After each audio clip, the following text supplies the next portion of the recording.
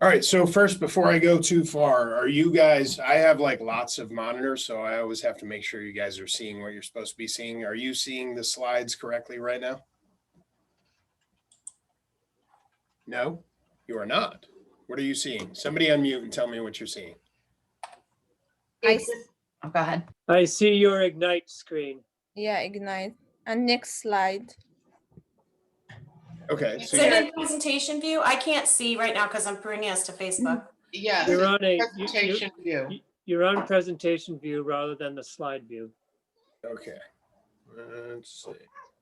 No, hit the other one. Yeah, you're on the, No, there. No, next one over. Go to your right. Is there a big screen button? I don't know. All right, hold on. Show taskbar, display settings. We're gonna get this. Roll with me here. Let's see.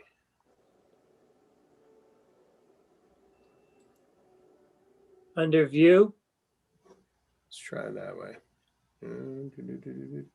across to your right. View. Is there a slide? There it is. Maybe try slideshow. Yes. No, not slide master. Normal outline, slide sorter. Slideshow. Why am I not seeing slideshow? Where is it? Across the Yeah, a top, little bit across above the top. between animation. File, home, insert, draw. What happens when you slideshow. hit fit? What happens when you hit fit to screen? There you go, right there, right there. There. And then from current slide on the left. From current slide. See where Yay. the dream No, where we're still seeing the Oh, next slide. almost. Can you choose at the bottom one of the display settings? I don't know. Keep going right, keep going. Keep going beyond the monitor. There. Try Next clicking. one, on it. next one. Yeah, this one is just, that's toggle subtitles. All right, next one, go to the next one. Yep. Hide presenter view. Green. There you go, no. Double click on the slide. I don't know. No, We usually, I don't know through PowerPoint how to make it look normal. So all right, bear with me. We'll figure this out. Let's see. What about down Present the online. bottom under Uh, slide number 6? There's a little thing that says slide 1 of 32, and then Yep. does that open it? No. Nope, sorry. Let me turn my laptop on. This is really strange. Believe it or not, folks, I've done this before. if you just do from beginning, Matt, try to see if that changes. No, I guess. What it about doesn't. start slideshow? What about resume above number slideshow? 1? Resume. Yeah, that's what I just did. Oh, you didn't do it? Okay. Zoom slideshow. Now it's actually disabled, so I can't even get to presenter mode. All right, bear with me. See down at the bottom, yeah, try right where you just had your down there at the bottom on the right there. Keep going to the left so you see something that might let you do it. Yeah, there's nothing there. No. Let's see. Zoom slides. All right, this What's that at the very top across Try from? from current slide. What's that? From current slide. Yeah, No. something we did actually disabled presenter mode now. Eh, All Oh, right. maybe resume slideshow. That little box that's Here's what we're gonna do.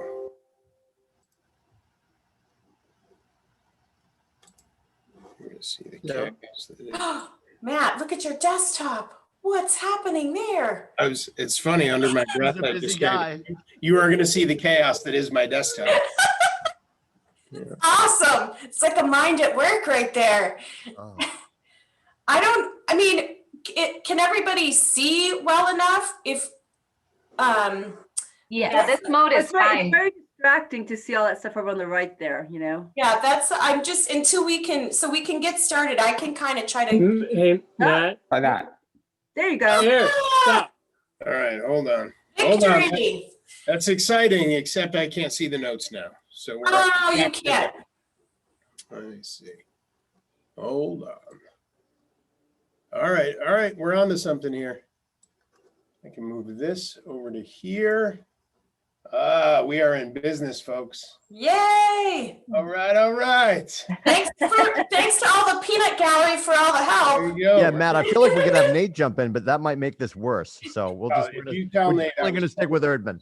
whatever you do, just don't tell Jen I was fumbling with the text. Oh, you're fine.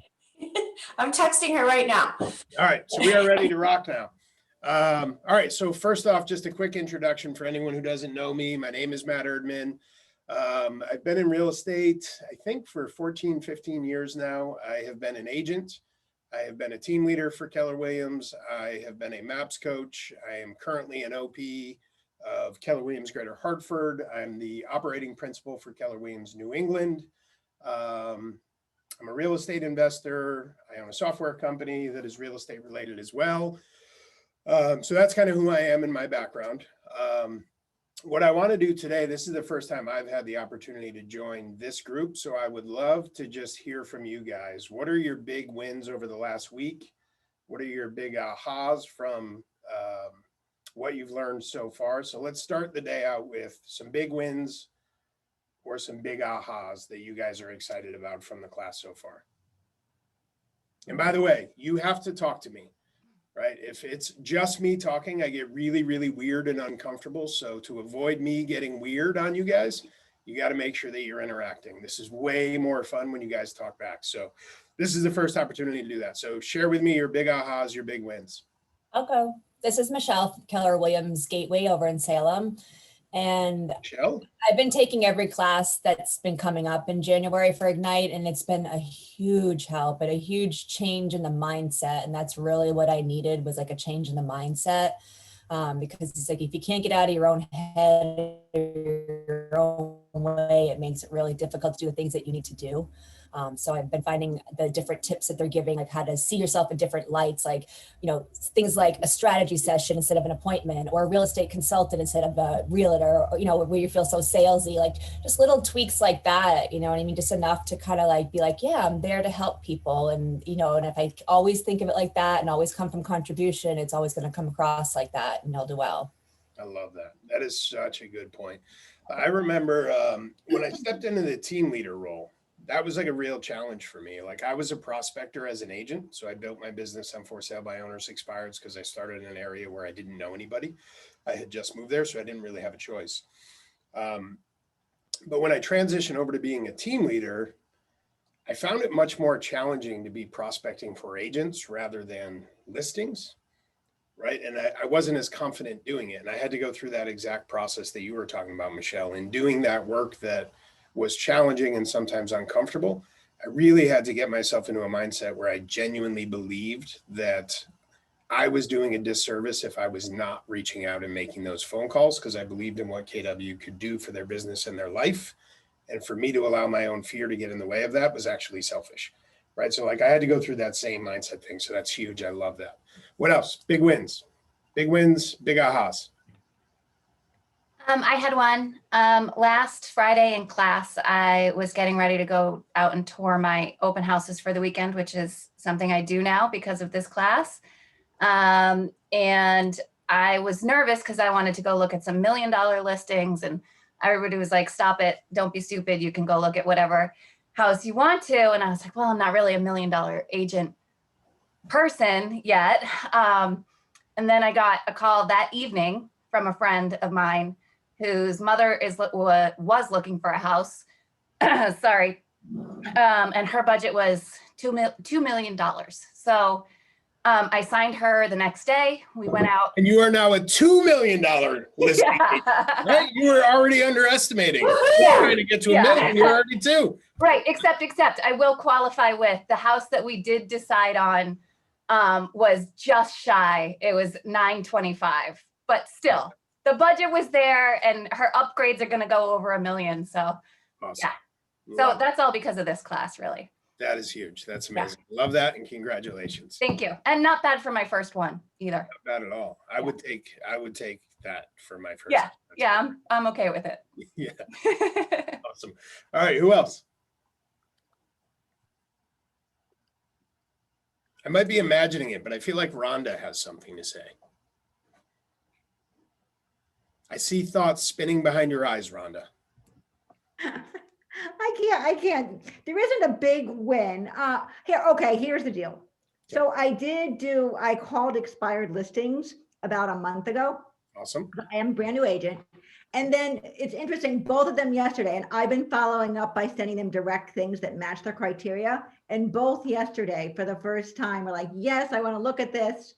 And what I'm honing in on is by actually spending more time by going after listings and people that own houses in that piece, it's a better match for my skill set right now. I love that. So I have to ask you a question. You started that out with, I don't really have a big win. Why is that not a big win? Well, because I haven't, since I became an agent in September, Mm-hmm. and then I've been learning, it's like there's nothing yet tangible to show for the effort.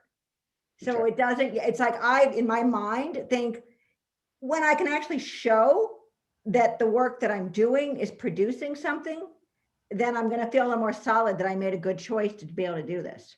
Got it. Okay. Can I give you like a little tip on that?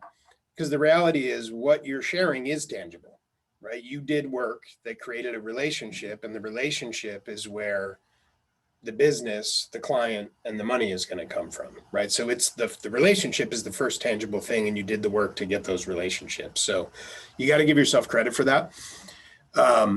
In the early stage, that's sort of the hard part, right? There's a book by Seth Godin called The Dip. I think that's what it's called. But he talks a lot about in everything that we do, there's a dip. There's a time that in the beginning, we have to invest way more than we're getting out, right? And the challenge is recognizing that dip and knowing that in the early stages, we have to do a ton of work before we ever get any results, right? So part of getting into any endeavor is recognizing like A, that there is a dip, and B, what does that dip look like, right? So that we know there's that runway and we have clarity around that, so that when we're doing the work, we understand we might not have, to use your word, something tangible, when I would argue the relationship is tangible. However, like understanding that there's that runway where we're going to do a lot of work and we're not necessarily going to feel the tangible results, but that work is the beginning momentum that gets us the results. So one tip I sometimes give folks when we're in that stage of whatever endeavor it is that we're in that early piece, I did this years ago with a business that I started. I was in the same place. Like I was doing a lot of work. The results didn't necessarily show up. And it was one of those things where you have to invest a lot and then you get a lot in a chunk, right? But there's a time frame without the quick, fast rewards that we all love. So what I actually started doing is I hung a calendar by the door where I entered my house. And every day when I came in, I wrote down the dollar amounts of the opportunities I put myself in front of. So in other words, if I talked to 5 expireds, those 5 expireds represented the potential of X amount of commission. I would come in the door and I would write that number on the calendar for today's date. And the reason I did it is I needed the motivation, right? I needed to feel like what I did was productive, even though I didn't necessarily get a paycheck that day. And each day I would see all these dollar amounts of opportunities that I put myself in front of adding up on the calendar. And that kind of gave me the motivation to get through that dip, right? I was focused on how much opportunity I was in front of rather than how much of it I actually got today. So it's a little tip that could be helpful just to give motivation through that runway period. So I hope that helps. All right, I'll take one more if somebody's got it. Big win, big aha. I'll say something. Sorry, I'm in the car with my children right now, but I joined as a new agent with Keller Williams in November, and I kind of felt partially overwhelmed, partially unfocused, did not really know what I should be doing with my day. Or, you know, I've been in sales before, so I had an idea. I just didn't, like I said, have any focus. And since I've done this class, now I have 3 things I have to accomplish every single day. I have 3 things I have to accomplish every week. I have 2 scripts partners, an accountability partner. I have, I started my farm mailing this week, and I have a focus. I've changed my screensaver on my phone to say, be intentional. And everything I do now is with intent. I start like every night, I sit down and write what I'm doing the next day down. and I just have, like I said, better focus. So now I feel really good at the end of the day because I've gotten done what I need to get done. And I know that even though right now I don't have anything specifically going on, I've got balls in the air. I've set up 3 different buyers with lenders I work with now this week alone. So, and everything that I'm getting, like that I'm doing, I can feel is starting to return. So that intent and that focus I've gotten from doing this class, and a lot of just skill set stuff that I didn't know how to do before as well. Phenomenal. Love that. So this for me, like I legit get giddy just hearing these things from you guys. Like I want you to know, like, it's so powerful to be learning what you're learning this early in your career and having the experiences and building these disciplines. Like I have to share just a funny story, and I tell a lot of stories. So anybody who wants to tell me to shut up, you're more than welcome to tell me, stop with the stories. But like, I remember I started with a different company. So I apologize for that, but I'm a slow learner. So I started with a different company and I did well, but I also look back, right? Like I didn't have an Ignite class. Like I went to a class and they taught me the nuts and bolts of real estate and how to do contracts and all that stuff. But nobody was teaching me about disciplines and time management. And like the story I always tell is I remember being in my home office and spending an ungodly amount of time creating a kitten postcard. It was a really cool postcard. Like I actually found a copy of it a few years ago and I laughed. Like I designed it myself, right? It was this cute little kitten hugging a radiator. And then there were like tips on it to save on your utility bills. And like, I can't even tell you the amount of time I spent designing this cute little postcard so that I could mail it out to a farm area. Right. And I was so proud of my cute little kitten postcard. I was showing everyone like, isn't it cute? It's so cute and smart. I look back now and I'm like, oh my God, I just wish I had somebody next to me to go, Matt, what are you doing? Why are you spending all this time on this thing? Right? Like in my mind, that was a productive use of my time, but nobody had really taught me what productive use of my time actually looks like. So I had to learn the hard way. So it just makes me super giddy just to hear the language you guys are using, the focuses you already have. Like it's so powerful to have that this early in your career. So that is phenomenal. I love it. All right. So we're going to kick off. So today our focus is financials. All right. So let me our slides here. Matt, as you're doing that, I just want to say I live on a farm too. And yesterday I had the idea that it would be really great if I made postcards with photos of my goats and chickens on it to send out. And I was about to spend an ungodly amount of time on designing that. So thank you. Yep. And there's nothing wrong with bringing your personality and your life into your marketing. Just don't spend an ungodly amount of time making a cute postcard. Yes. So I'm glad I told that story and I saved you from my own mistake. Yep. Right, so here's what we're going to focus on. The goal today is to focus on and learn sound financial habits. Okay, so we're going to be employing techniques and models that are used by the most successful real estate agents to manage their business, their financials, how to handle commissions when they come in, right? So we all went to real estate school. We learned about things like riparian rights, which you will probably never say again in your life, right? Unless maybe you're in Cape Cod, right? So we learned all this knowledge that's necessary to get a license. Awesome. And then we arrive in the office, like, and I'm sorry, I forgot. I think it might have been Kelly who said it. Like you show up and you're like, okay, I got a license. What now? Right? One of the things they don't teach us is how we actually run our business like a business. Right. So a lot of us get into the business. We learn what we need to learn to get a license. Then we're taught how to produce business, which, is on our screen right now and is an important part of it. But there's two sides to every business. There's generating the business so we can create revenue.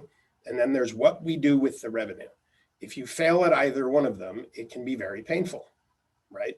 If we're good at generating business, but we don't know how to handle the revenue when it comes in, then we actually deprive ourselves of what a good, healthy business can do for us, for our life, and what we can do for the people we care about, our communities, when we have profitable businesses. So it is equally important that we understand how to create business as it is to understand what we do with the revenue once we create it. And that's what we're going to focus on today. So on our screen, we're looking at the success habits or successful agents what their daily habits are. So on the left-hand side, we have growing the business, right? So on the growing the business side, I'm going to pick on Christopher Muddy. Can you read the left side, the grow your business? By the way, you guys got to have your trigger finger on your mute button ready to rock because I'm going to call you out. So the first one is lead generate for buyers and sellers. Yep. Make seller listing presentations and get listings. Make buyer presentations and get listings, and preview real estate. Period. Right? Nice and simple, right? We're out there looking for listings, we're looking for buyers, and we're previewing real estate, right? On the other side of it is running the business. So those are all the activities that grow the business. So on the run the business side, who am I picking on? Paige. I like your Christmas lights in the background, so I'm picking on you. Thank you. This is my year-round look, though. It's very cozy. No, I love it. All right. So the run the business side is market seller listings, show buyers houses, negotiate contracts, transaction management to closing, vendor management, set goals, compliance and risk management, attend training and get coaching, and manage money. Yep, you got it. And today our focus is number 9, which is managing the money. Okay. So the habits for a financially sound business. Okay. So number 1, set a profit goal that funds your big life and pursue the activities to achieve it. Today, we're going to go through exercises to actually bring that down to tangible activities that we know when done will cause the outcome that we want, right? So set those profit goals to fund your big life. We always need to start with the why. And another just tip, if you haven't already, I feel like it's really, really important to spend a little bit of time thinking about the why, right? Like a lot of times you'll ask somebody, what's your goal for your first year in real estate? And they'll say, I want to make $100,000. Awesome. Why? The why is more important than the dollar amount. And the reason is when things get challenging, and I promise you they do, when they show up harder than we expected, when they take longer than we thought they would, it's the thing behind the goal that gives us the motivation. It's the why, right? Like if the $100,000 is because I want to leave my corporate job and have control of my future, like that's a thing that motivates us to put an extreme amount of energy into the thing that we're doing so that we can have what the money allows us to have.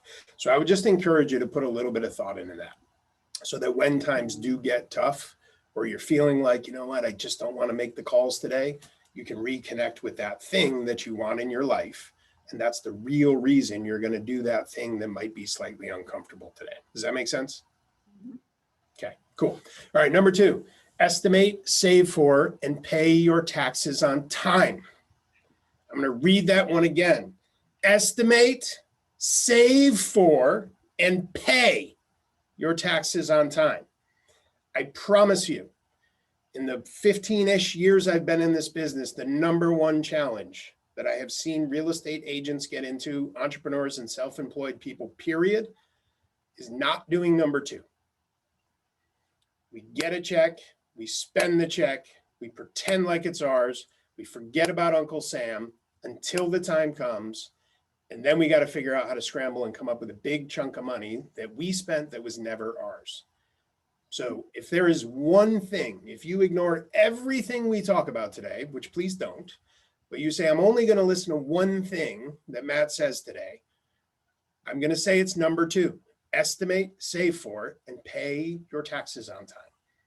It will serve you well in the future. Okay, number 3, use the proven models and systems. Oh, Can I ask a quick question? of course you can. On that note, with the estimating and whatnot, do you have like a recommended percentage of how much you're taking out of each check? Like I was thinking like 20, 25%, but do you go higher than that? Like what's your guess? That's a wonderful question. We're actually going to go through a model of exactly how to do that. So I'm going to show you how to break it down.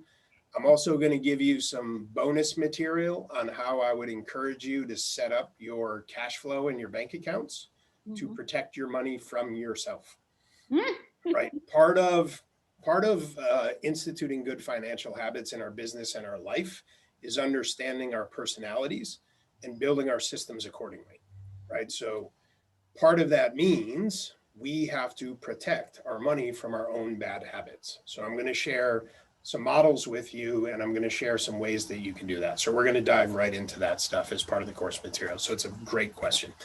Okay, number 4, be fiscally savvy and review your financials on a monthly basis, right? You've got to remember that your financials are equally important as your production, right? Again, most agents, you can ask them the question, how many houses did you close last month? How many houses did you close last year? A lot of them you can ask, what was your gross commission income last month, last year? You want to watch somebody's face go blank? Ask them what their profit was. Right. 9 times out of 10, if you ask somebody what they made last year, what they will tell you is their revenue. What'd you make last year? I made 300,000. Oh, cool. What was your GCI? Yeah, 300,000. Oh, so you managed to run a business with no expenses? Well, no, I had expenses. Okay, so we didn't make 300,000. Like, we have to know the difference, and we're going to talk a lot about that. Pay yourself a salary, also huge. Businesses do not function where revenue and profit gets treated like the owners don't get to take all the profit and go to Sizzler with it. I love saying that, and I know nobody goes to Sizzler anymore, but it's just fun to say.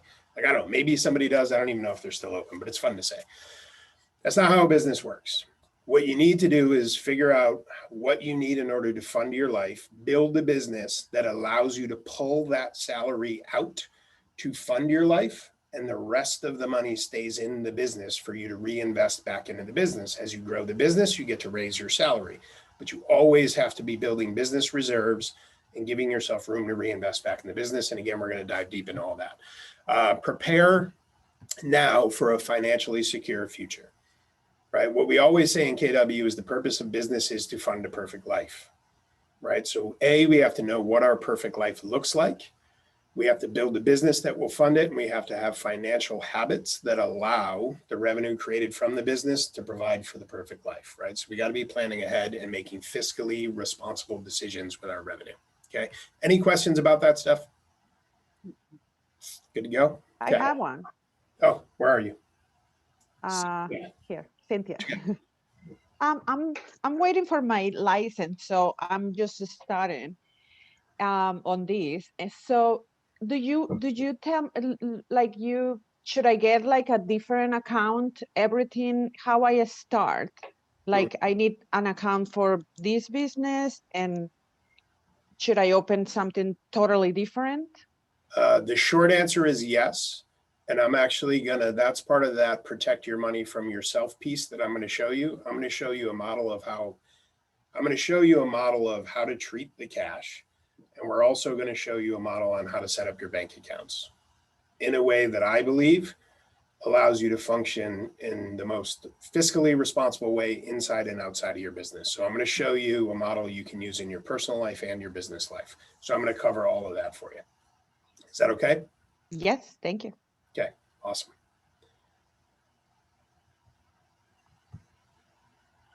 All right, so we're going to dive into the meat of it. Okay, so what I want you guys to do is just take a minute and look at this slide.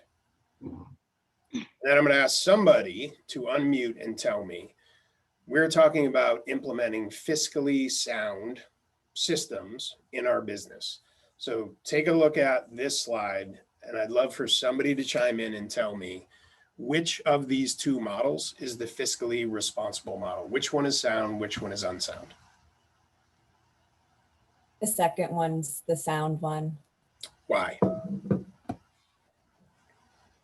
Because they're planning ahead and they're taking out, they have the 2 different accounts. That way they have the one that's for their business, so they're putting money back into their business reserves, and they have the other account for their personal stuff, kind of like their salary, and they're still paying the federal taxes and the things they need to do without losing all the money. Whereas in the first one, it's like, oh, I sold this, I'm keeping it all, and then nobody else gets paid, and then they're going to get screwed when tax season comes. You got it. You got it. So if we're looking on the left side, I'm just going to be really candid. If you're looking at the left side, this is how the vast majority of real estate agents and a lot of self-employed people function financially on the left side. And it is a disaster waiting to happen, right? So we receive a commission. In this example, we have a $9,000 commission. We get a check in this example for $5,760. My first question is, what happened? How did we end up at 5,760 instead of 9,000? Matt? What? Yep. Yeah. Go ahead, Mary. Oh, I believe that's I say the 36% in our office. The firm takes 30% and then national 6%. I believe it's that.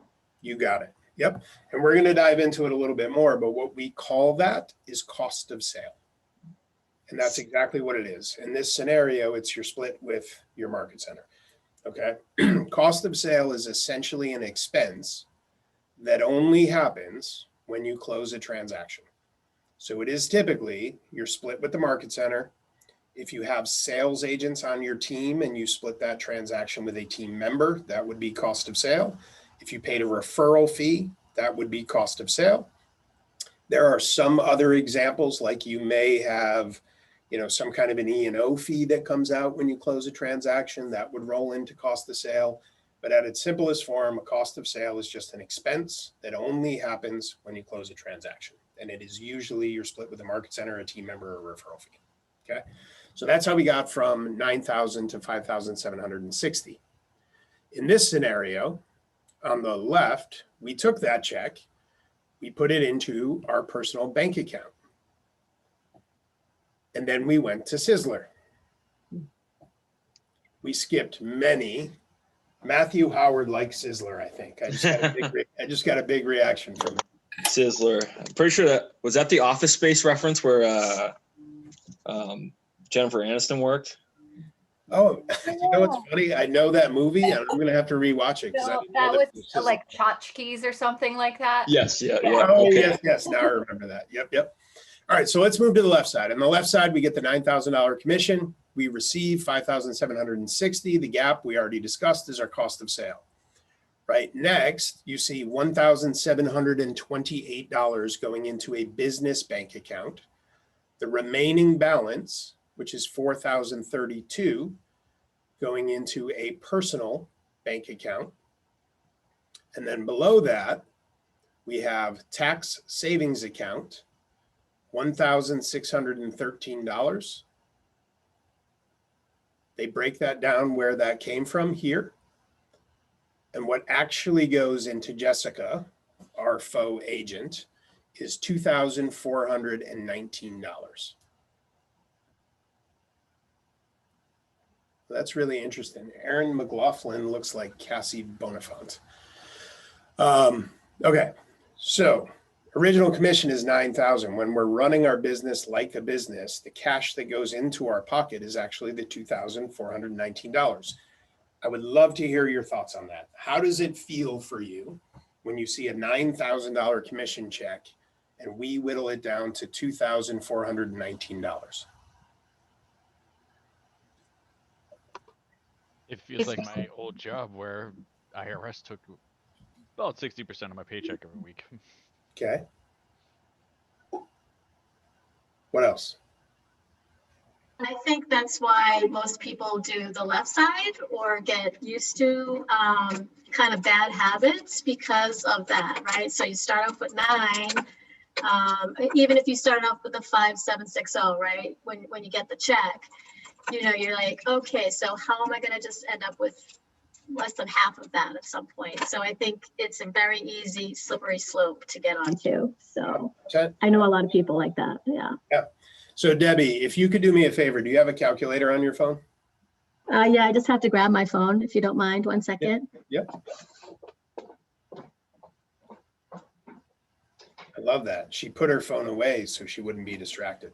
Yeah, I do that. Okay. So here's what I want you to do. Take that $2,419. Okay. And I want you to divide it by 9,000. Okay. What'd you get? It's roughly around 27.27. 0.27. Yeah. Okay. Now, I want you to do another problem for me.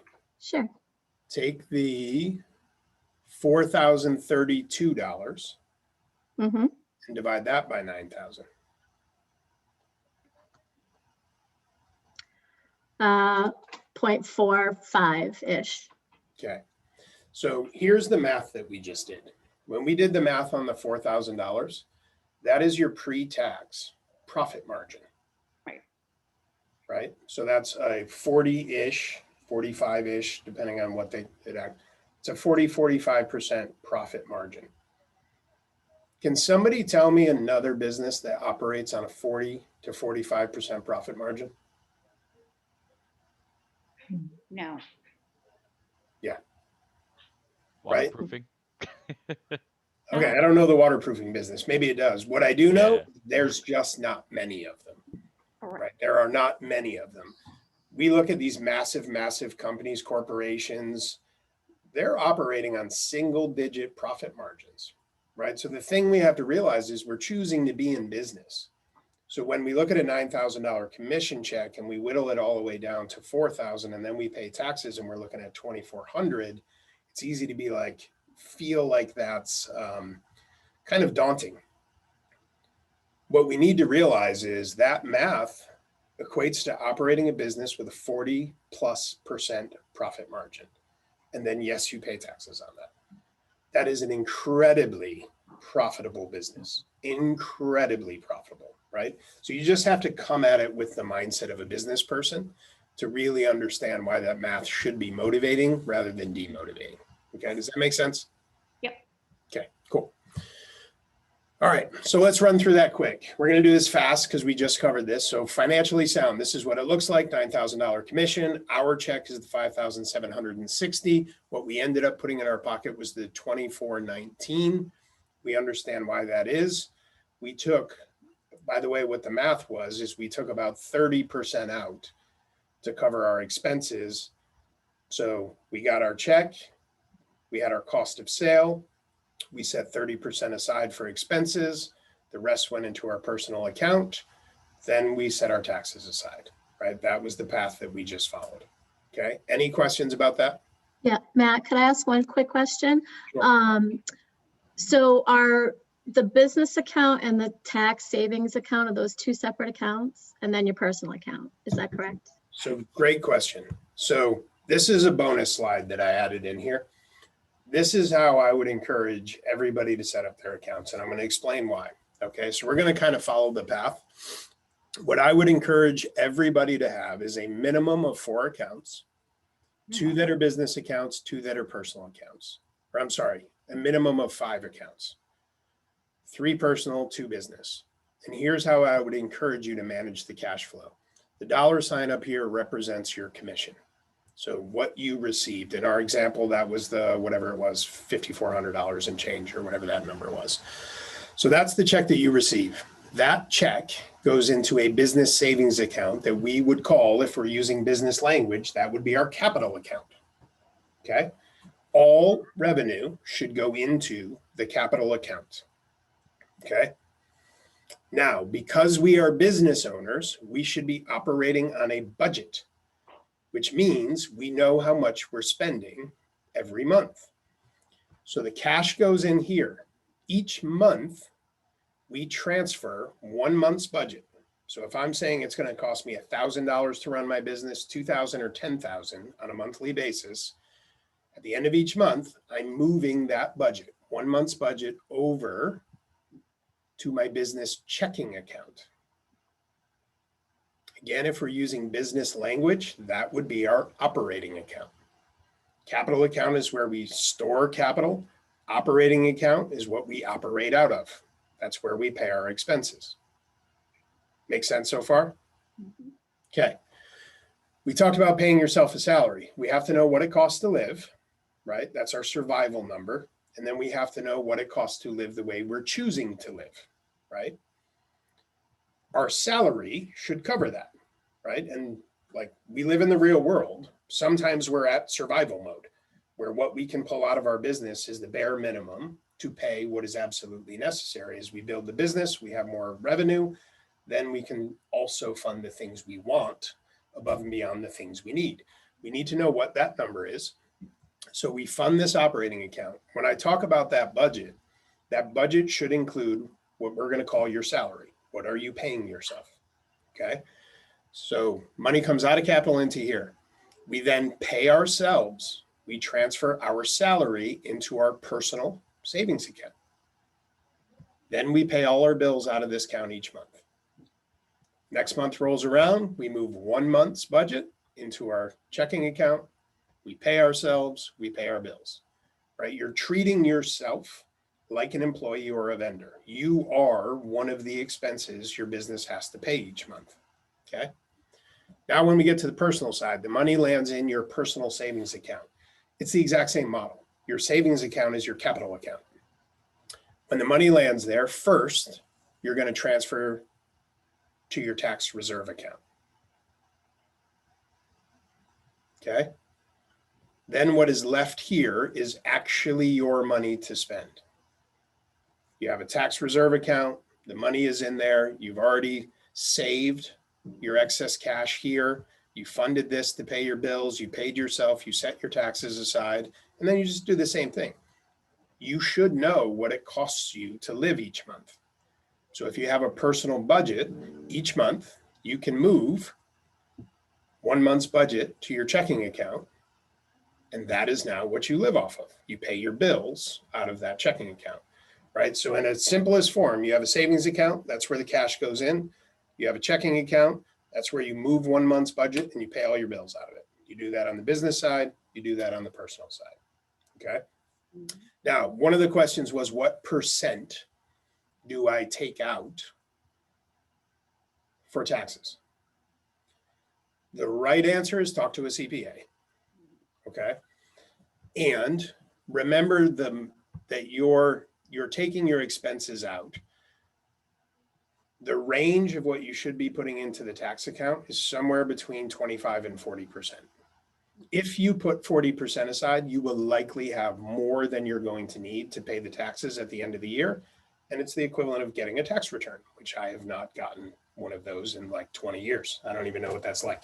I have friends who call me at tax time and they're like, oh my God, I just got a check about a boat. I'm like, oh my God, I just wrote a big check.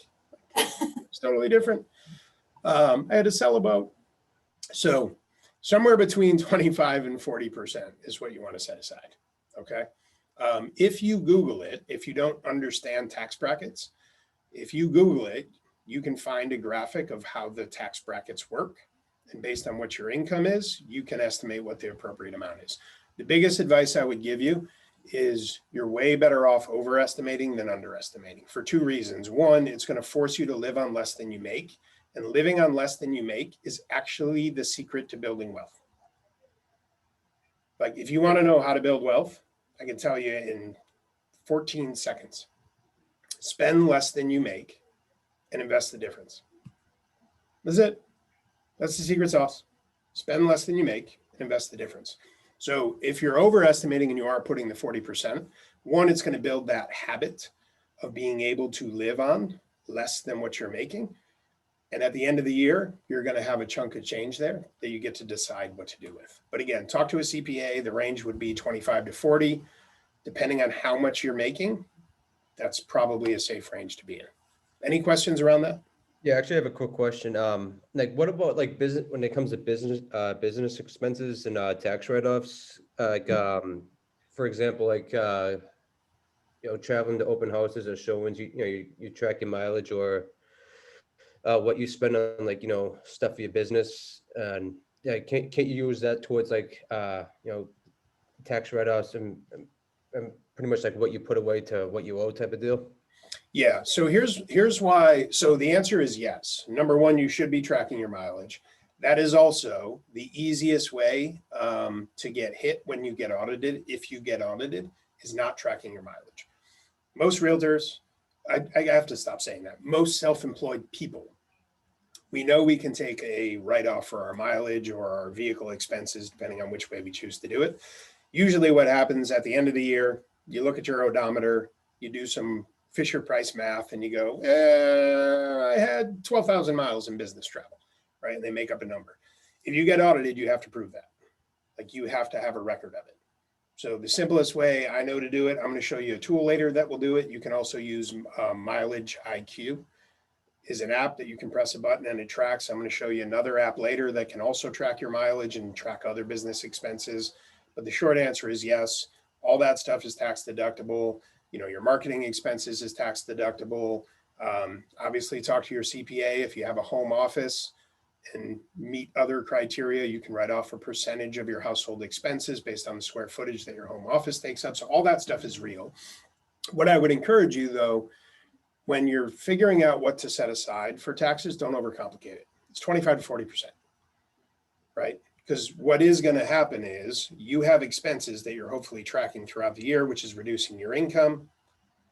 And then when you go file your taxes, they're going to file for all these other things, like your mileage adjustment, like writing off a home office, you know, any of those other things that qualify. All of that is going to reduce your revenue, reduce your tax liability, and put you in a position where, again, you'll just end up with more money sitting there than you need. And that is exactly where you want to end up.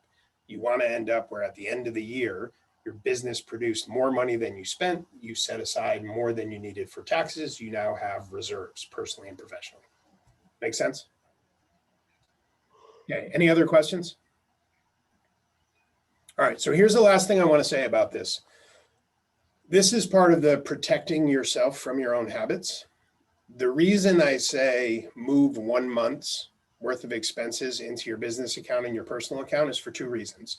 One, it becomes easy to track, right? We all have a mobile app for our banking system. If I know I spend $5,000 a month in my business and $5,000 a month at home to pay for all my stuff, and I put $5,000 in there, a few things happen. Number one, I know if I make a choice to spend something that I did not plan to spend, I'm aware of the fact that I'm going to have to move money in order to cover that because it was not a planned expense. That is what you call a pattern interrupt. It forces you to pause and think about whether or not you're going to make that purchase. So it helps protect us from impulse purchases, right? If I decide I'm going to buy a big screen for $2,000, I know I'm going to have to move money in order to cover that because I didn't plan to buy that. It wasn't in my budget. So it's a pattern interrupt. Okay. The other thing is it becomes easy to track. I know when my bills hit, most of them hit the first and the middle. I know when they hit, I know roughly what they are. I can just watch the balance on my app going down. Right. And I have a general idea. You start to identify the rhythm of your money and mid-month, I should usually have about this much. By the third week, I'm usually at this, by the end of the fourth week, I'm refunding the account. If suddenly you see that balance doesn't look right, again, it's going to draw your attention to it to go, wait a minute, what did we do? Because this balance is off for mid-month, right? Last thing I'll say, if this is a problem for you, like if you are an impulse spender, I would actually encourage you to have the savings account in a separate bank without a debit card. Believe it or not, up until literally like the last, I still function this way largely, but for years, I had an account at one bank that had terrible hours that I could never get to. And I cut up the bank account, the debit card, and that's where all my money went. And literally once a month, I drove to that bank, I walked up, I withdrew an entire month's worth of personal expenses in cash. I drove to another bank and I deposited the cash. I'm pretty sure they thought I was a drug dealer. The reason I did it is I was intentionally making it hard to get my money. Right? Which again, pattern interrupt. If I go to make that impulse purchase, I know not only do I have to move money, I'm going to have to take time out of my business hours to physically drive to a bank, get cash, physically drive to another bank and deposit the cash. And that's super annoying. And I don't want to do that. So when those impulse purchases come up, I go, yeah, that's annoying. I'm not doing that. And next thing you know, guess what? That bank account keeps building and building and building. Why? Because it's annoying for me to go get the money. So I made it hard to get to my money. Okay. Credit cards. Best thing I ever heard. You got a problem with credit cards? I had a friend who racked up a whole bunch of debt. He took their credit cards, put them in a Ziploc bag, filled it with water, put them in the freezer. If they wanted to use the credit card, they had to de-thaw it. had to take a block of ice out and they had to de-thaw the ice to get to the credit card so they could use the credit card. I thought it was hilarious. My point is, build systems, habits that help you protect yourself from your money. Know yourself. If it's a challenge, set it up so that it's actually more challenging to spend the money than it is to save the money. Okay. Any questions about that? Thoughts, ideas, ahas?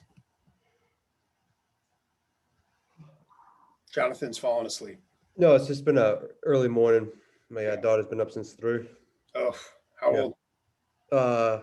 First one's 3 years, second one's 7 months. Oof. Yeah, that's a tough time.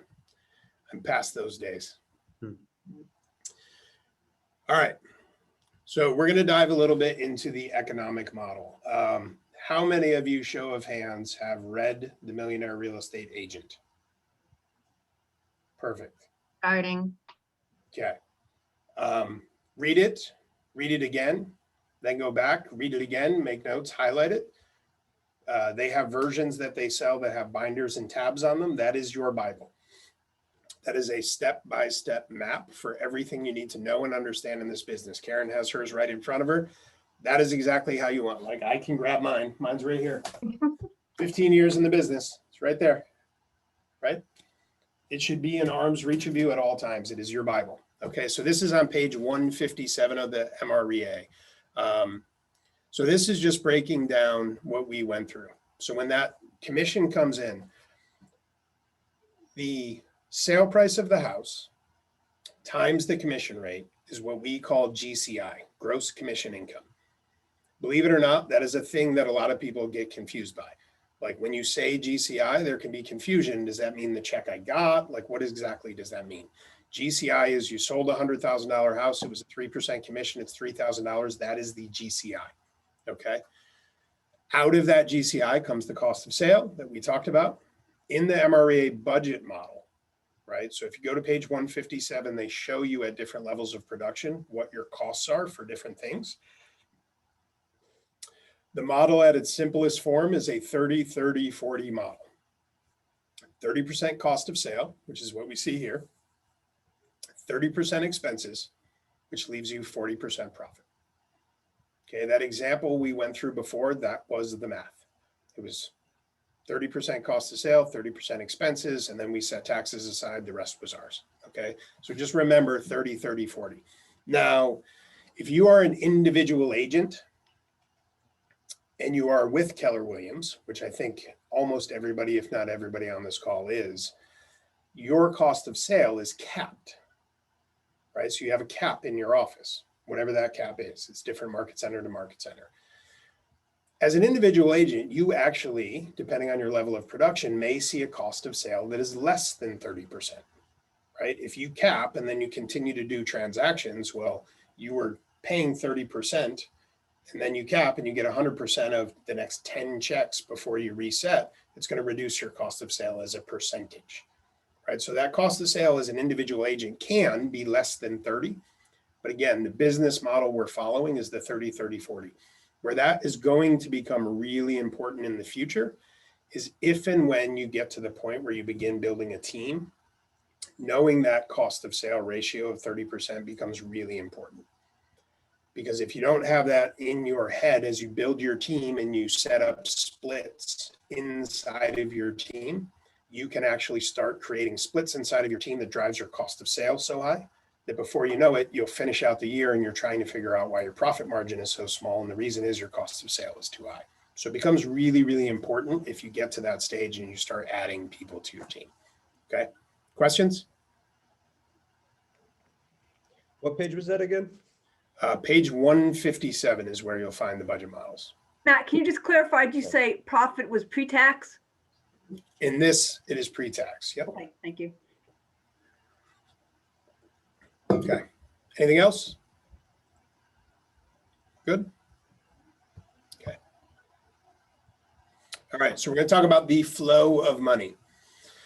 All right. So the example we have here, we have income that flows to expenses that flows to profit.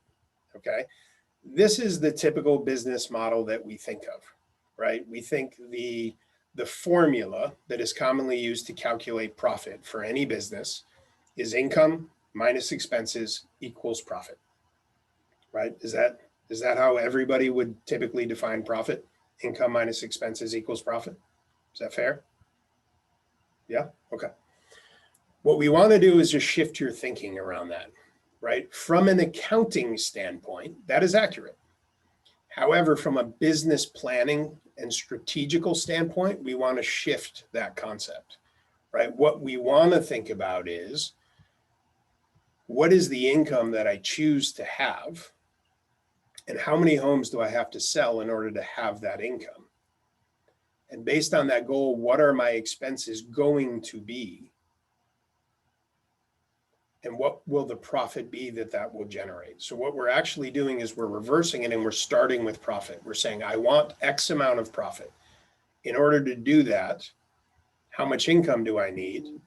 And what are my expenses going to be? So we're sort of reversing the model so that we can reverse engineer. And I'll give you an example of why this is so powerful. A couple of years ago, I had an agent call me. It was the end of the year, and they wanted to go over their business goals and their business planning for the following year. So they called up, asked if I would sit with them. I said, yes, if we're going to meet, here's the things I need. I need you to bring your personal budget. I need you to bring your business budget. I need you to bring your personal P&L, your business P&L, and your business goals and plans for next year. I know that's a lot of information and it's a lot of transparency. It can be uncomfortable to show somebody all of that, but that's what I need if you want me to really be helpful. So we got together. This person had a goal of selling 80 homes that year. That's a lot of houses. It's a lot of houses. We ran through the plan, and by the time we were done, what we figured out is he was planning to lose $30,000 that year. He had crafted a plan to sell 80 houses. And when he hit that goal of selling 80 houses, he would be negative $30,000 after taxes and personal expenses. Here's the problem. He didn't start with the right number, right? He set a goal of how many houses he wanted to sell, and then he just created a plan to do it. What he didn't do is start with profit. How much profit do I want to generate? And then work backwards as to what he had to do in order to generate that profit. So the challenge, the reason he could actually achieve that goal and lose money is because expenses, both business and personal, were an afterthought in his business planning. Instead of saying, here's my profit goal, I'm going to reverse engineer everything.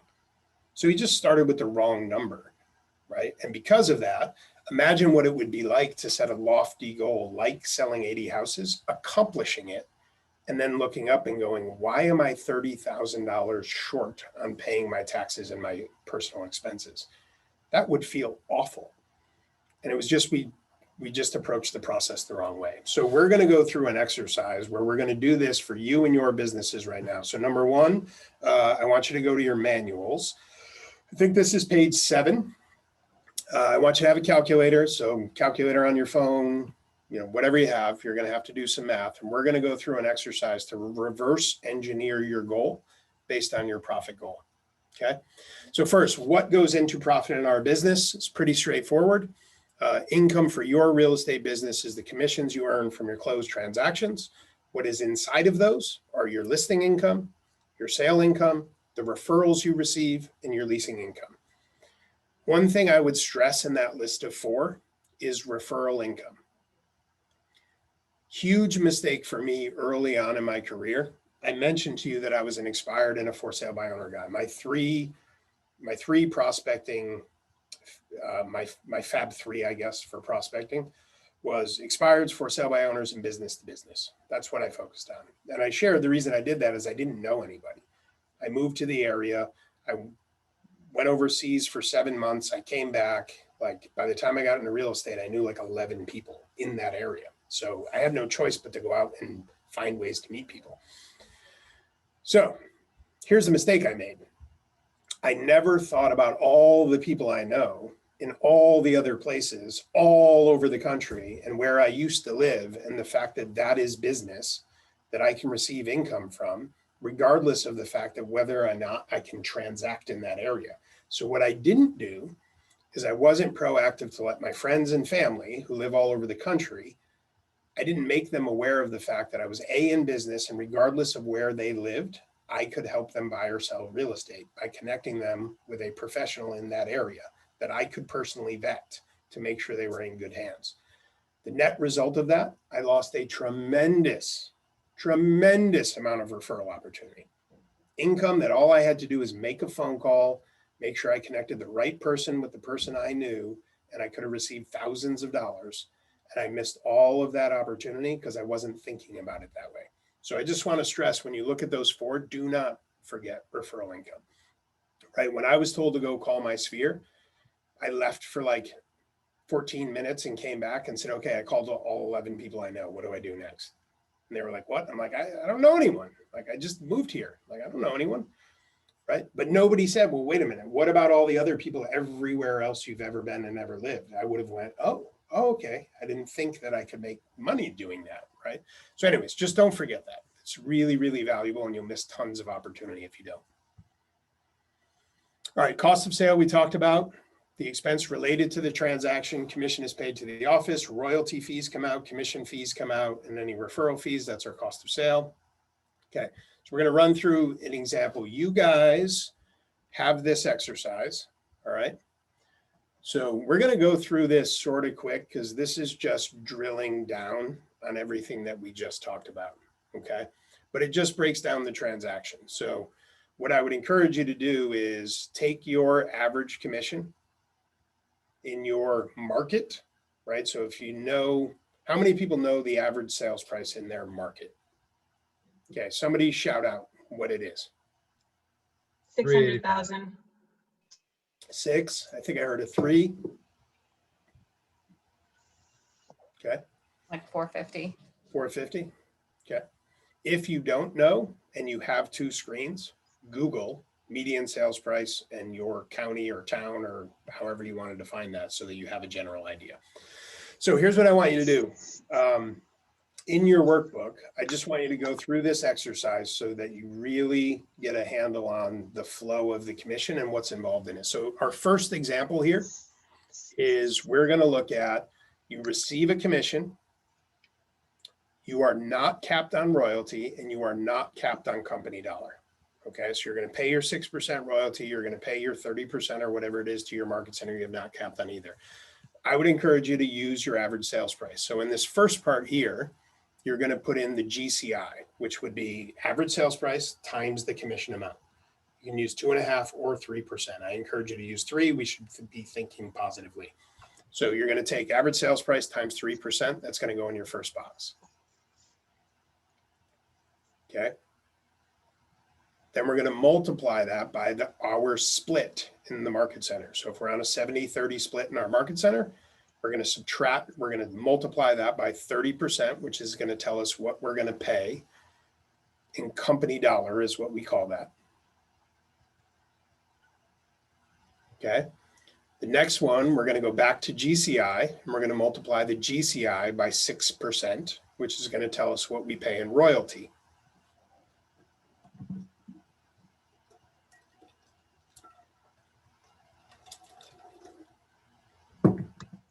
Okay.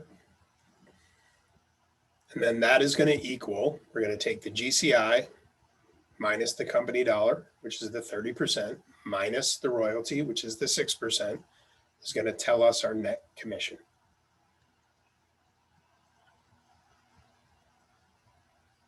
All right, so just so I know when we're done, somebody shout out their number. My GCI was, my net is.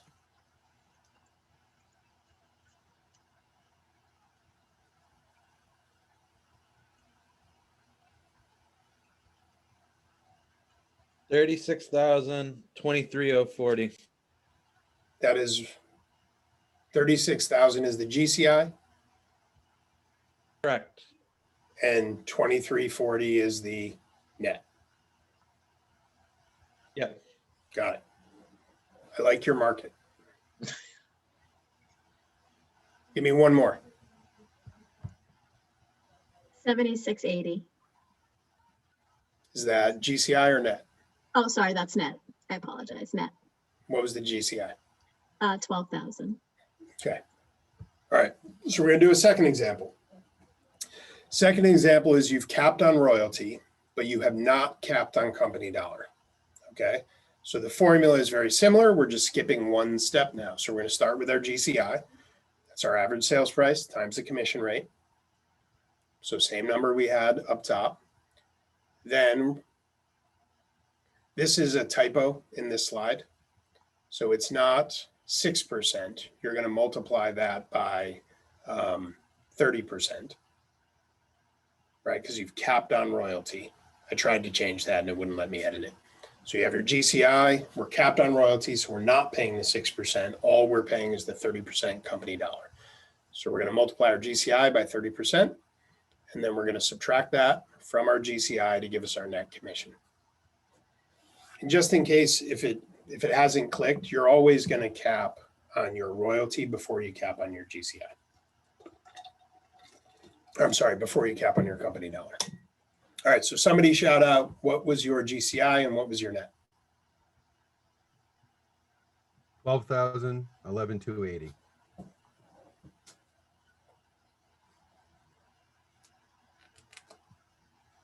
Yeah, 16,500 down to 11,550. I heard 16. Yeah, 16,500 down to 11,550. Okay, give me one more.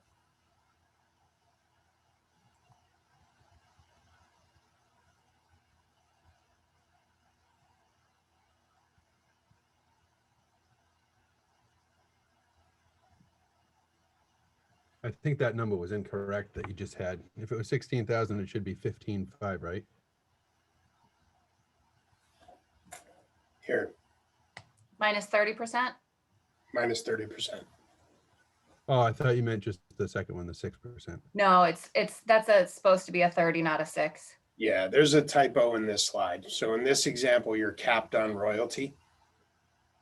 So you're Gotcha. multiplying the 30%, not the 6%. Again, I tried to change it. The slides are locked, so I couldn't edit it.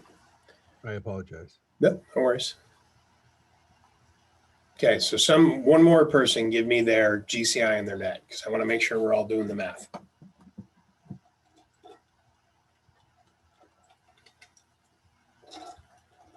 This is the part where I get weird if nobody talks to me. Well, I'll just give you mine again. So I had 12,000 the last time for GCI. And I have 8,400 now for my net. Okay, perfect. All right, so here's our last example. So the last example, we have capped on both company dollar and royalty. So somebody tell me the math for that. 12,000. 12,000 for me. Yep, at that point, it's 100% yours. It's a beautiful, beautiful thing. Okay, so I feel like it's really important to go through this exercise and drill down, right? When you get a paycheck, you need to understand the math behind that paycheck, right? So there can be confusion as to whether or not the royalty is calculated after the 30% comes out or before. By going through this exercise, we fully understand it. Every check you get, you should be able to do the math and know that you were paid correctly. Okay, so any questions around that? Good to go? Okay.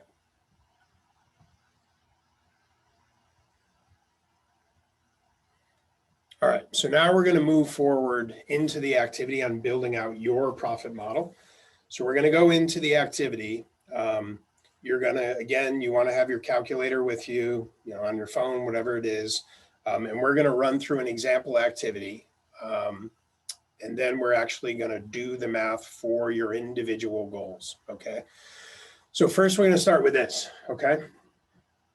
I believe this is page 10 of your manual.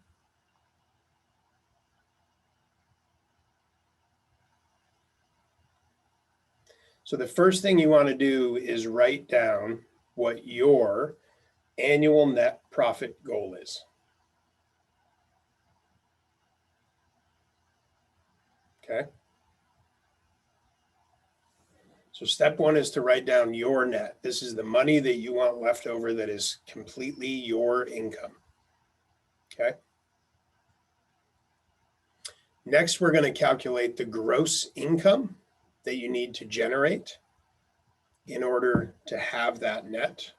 So what we're going to do is we're going to take that net number that you wrote down, and you're going to divide that by 40%. Or I'm sorry, you're going to divide it by 60%. I apologize. Okay, so take that net number that you wrote here, divide it by 60%, and you're going to write it by gross profit goal.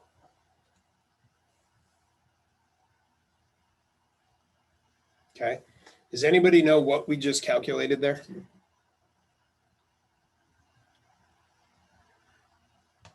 The GCI total, is that right? So what we calculated is the reason we divided by 60% is we're actually factoring for 40% of our net Yeah. to go to taxes. Oh, right. Okay. Yep. Now, again, we're going to go through these exercises and use this math. Once you talk to your CPA, and if your goal is 100,000 and they tell you that, 25% is an appropriate number, you can go back and redo the math. That's fine. The other thing I would say, if you use a higher number for any of these, all it's going to do is give you a bigger activity goal. And your worst case scenario in having a bigger activity goal is that you actually do those activities, get a greater outcome, and you earn more money. So it's not a bad thing to use a higher number. So the first thing we are doing is dividing it by the 60% so we could calculate in the 40% for taxes. Okay. Now we're going to calculate the GCI. Okay, so for the gross commission income, we are now going to divide the gross profit by 40%.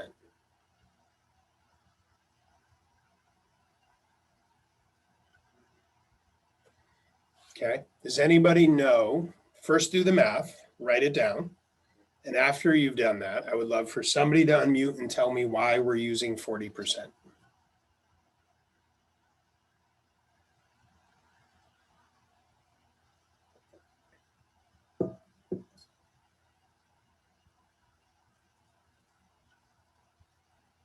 I'm just gonna guess this is our expenses. This is gonna be the cost of doing business. It's the cost of, it's a number, it's about 40%. I'm assuming it's gonna cost me just to eat, and and it sounds a little bit conservative.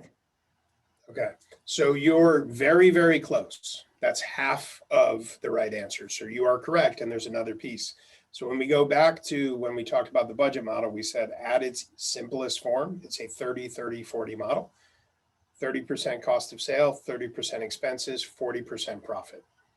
So what we're doing is we're saying, okay, we're calculating our bottom line profit, okay? That's why we're using that 40% number. Okay.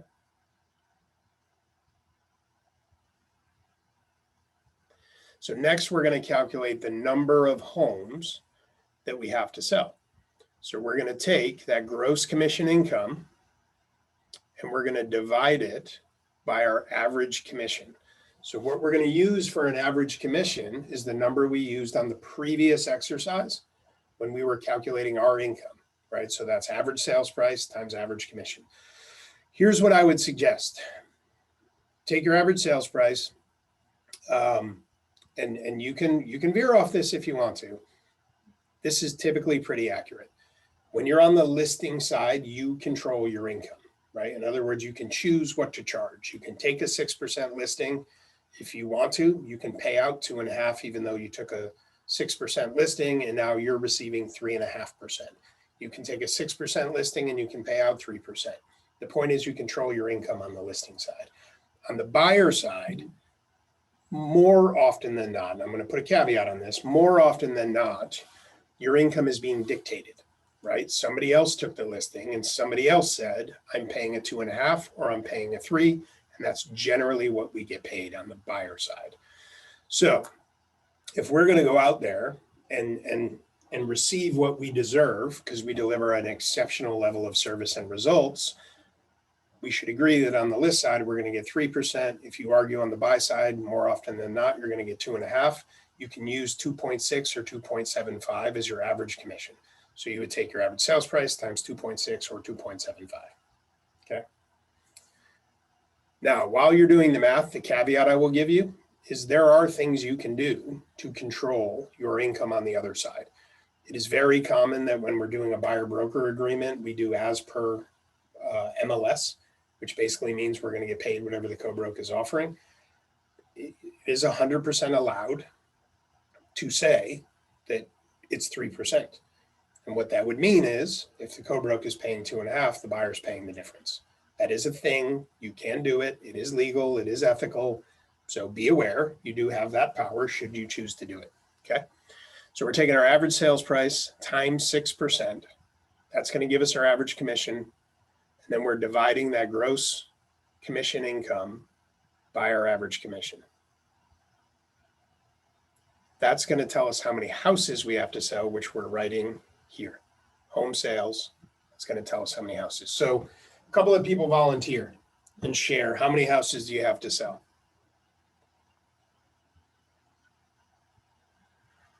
24. 24. Awesome. 139. 139. Love it.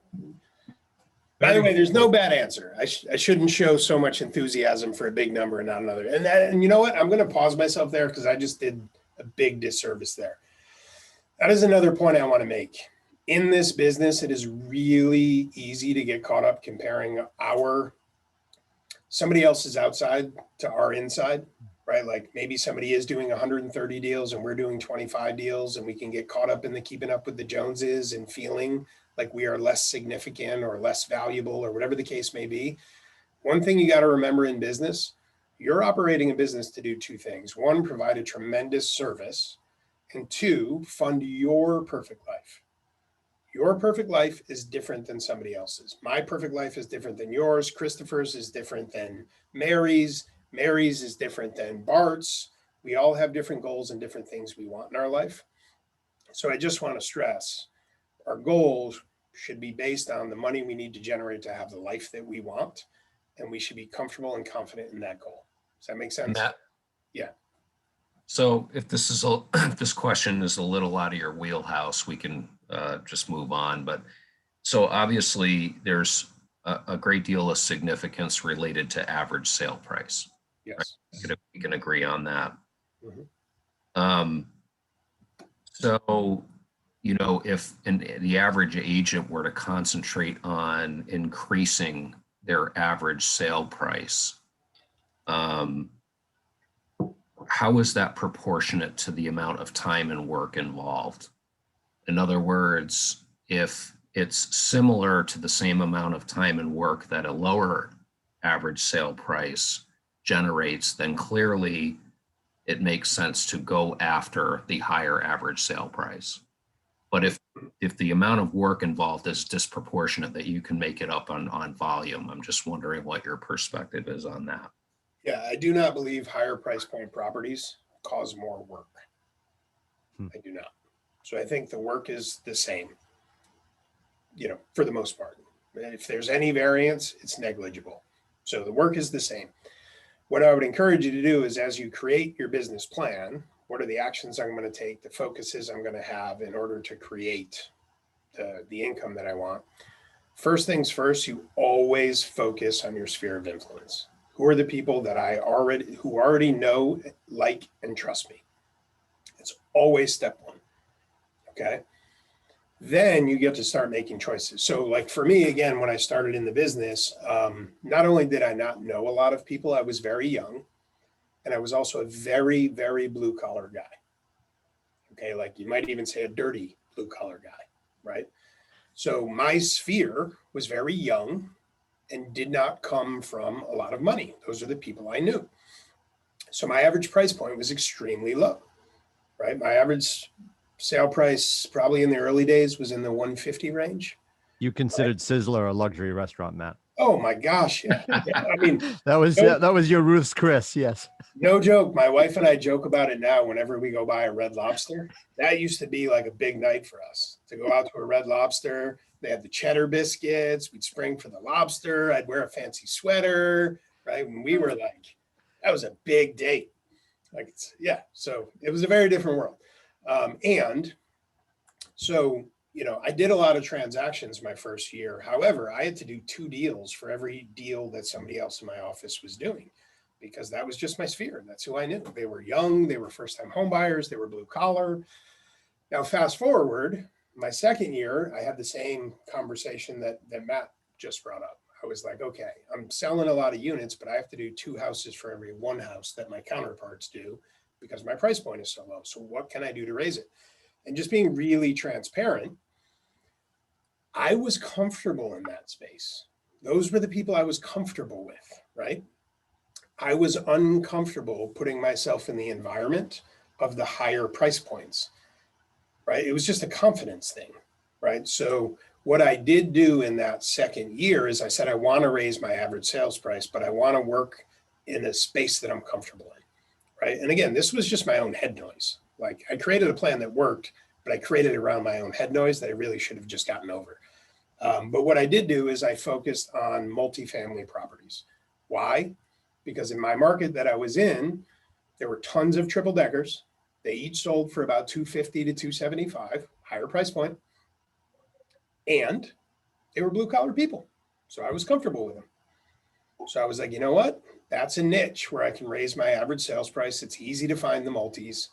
The price point's higher. I can market to them. I understand multis, and I'm comfortable with that audience. So I made a very concerted effort to focus on those properties to raise my average sales price.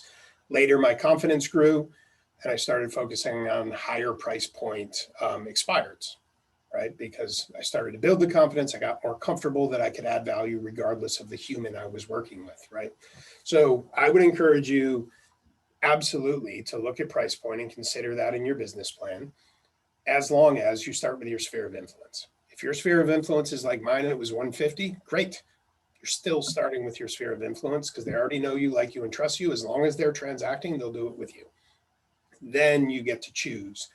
Am I gonna, focus on expireds at a higher price point? Am I gonna do multis? Are there condos that are a high price point I can focus on? Is there waterfront nearby?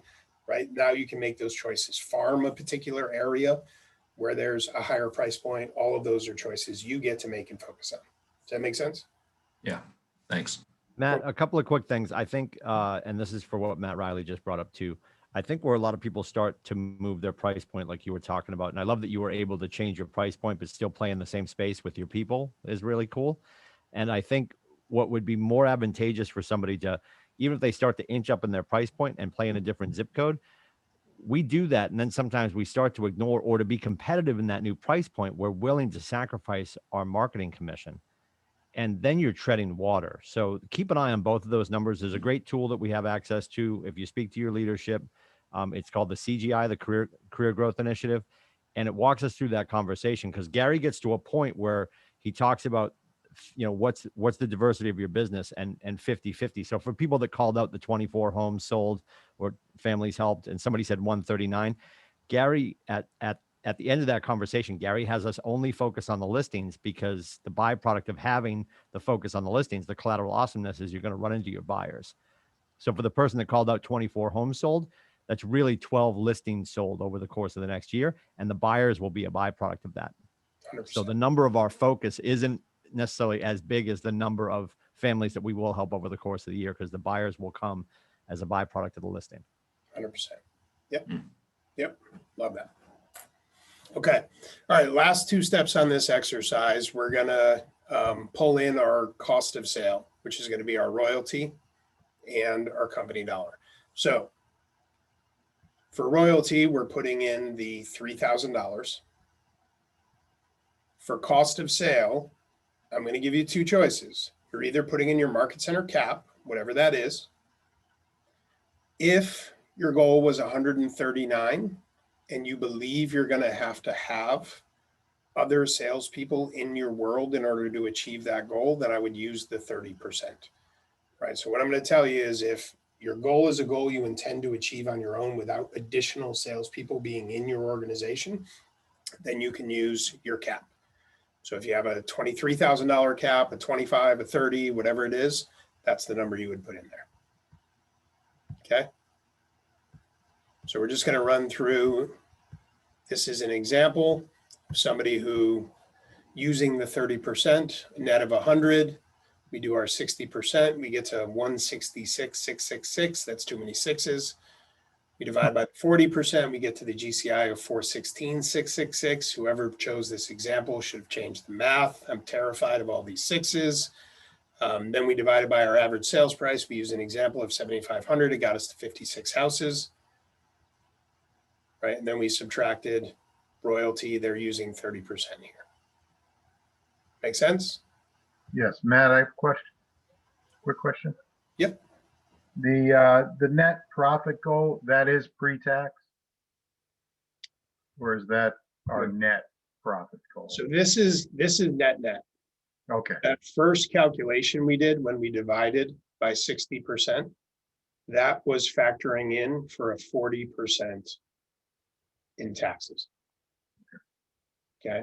And then we did the divide by 40%, which got us to our gross profit, right? So if you look at it this way, this is the GCI we have to generate.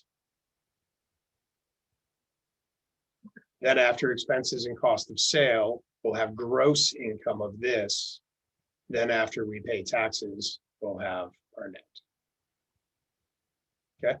Great. Okay. Any questions? So I want to open this up to a little bit of dialogue. Going through that math, I'd love to hear how you felt when you got to the number of homes that you need to sell. So we started with a profit goal. Now we got down to what are the number of homes that we have to sell to achieve that profit. I'd love to just hear when you wrote that number down, you saw that number, what was your emotional reaction to that? It was kind of an oof, yikes. I don't know if I can do that. And then, but then Tim chimed in and made me feel much better. So I'm good now. My number was 20. So it's not, I mean, it's certainly not 100 and whatever it was, but it still feels like a big number in my first year from where I sit right now. Yeah, absolutely. Yeah. So we don't do this in this course because this is intended to focus on the financials.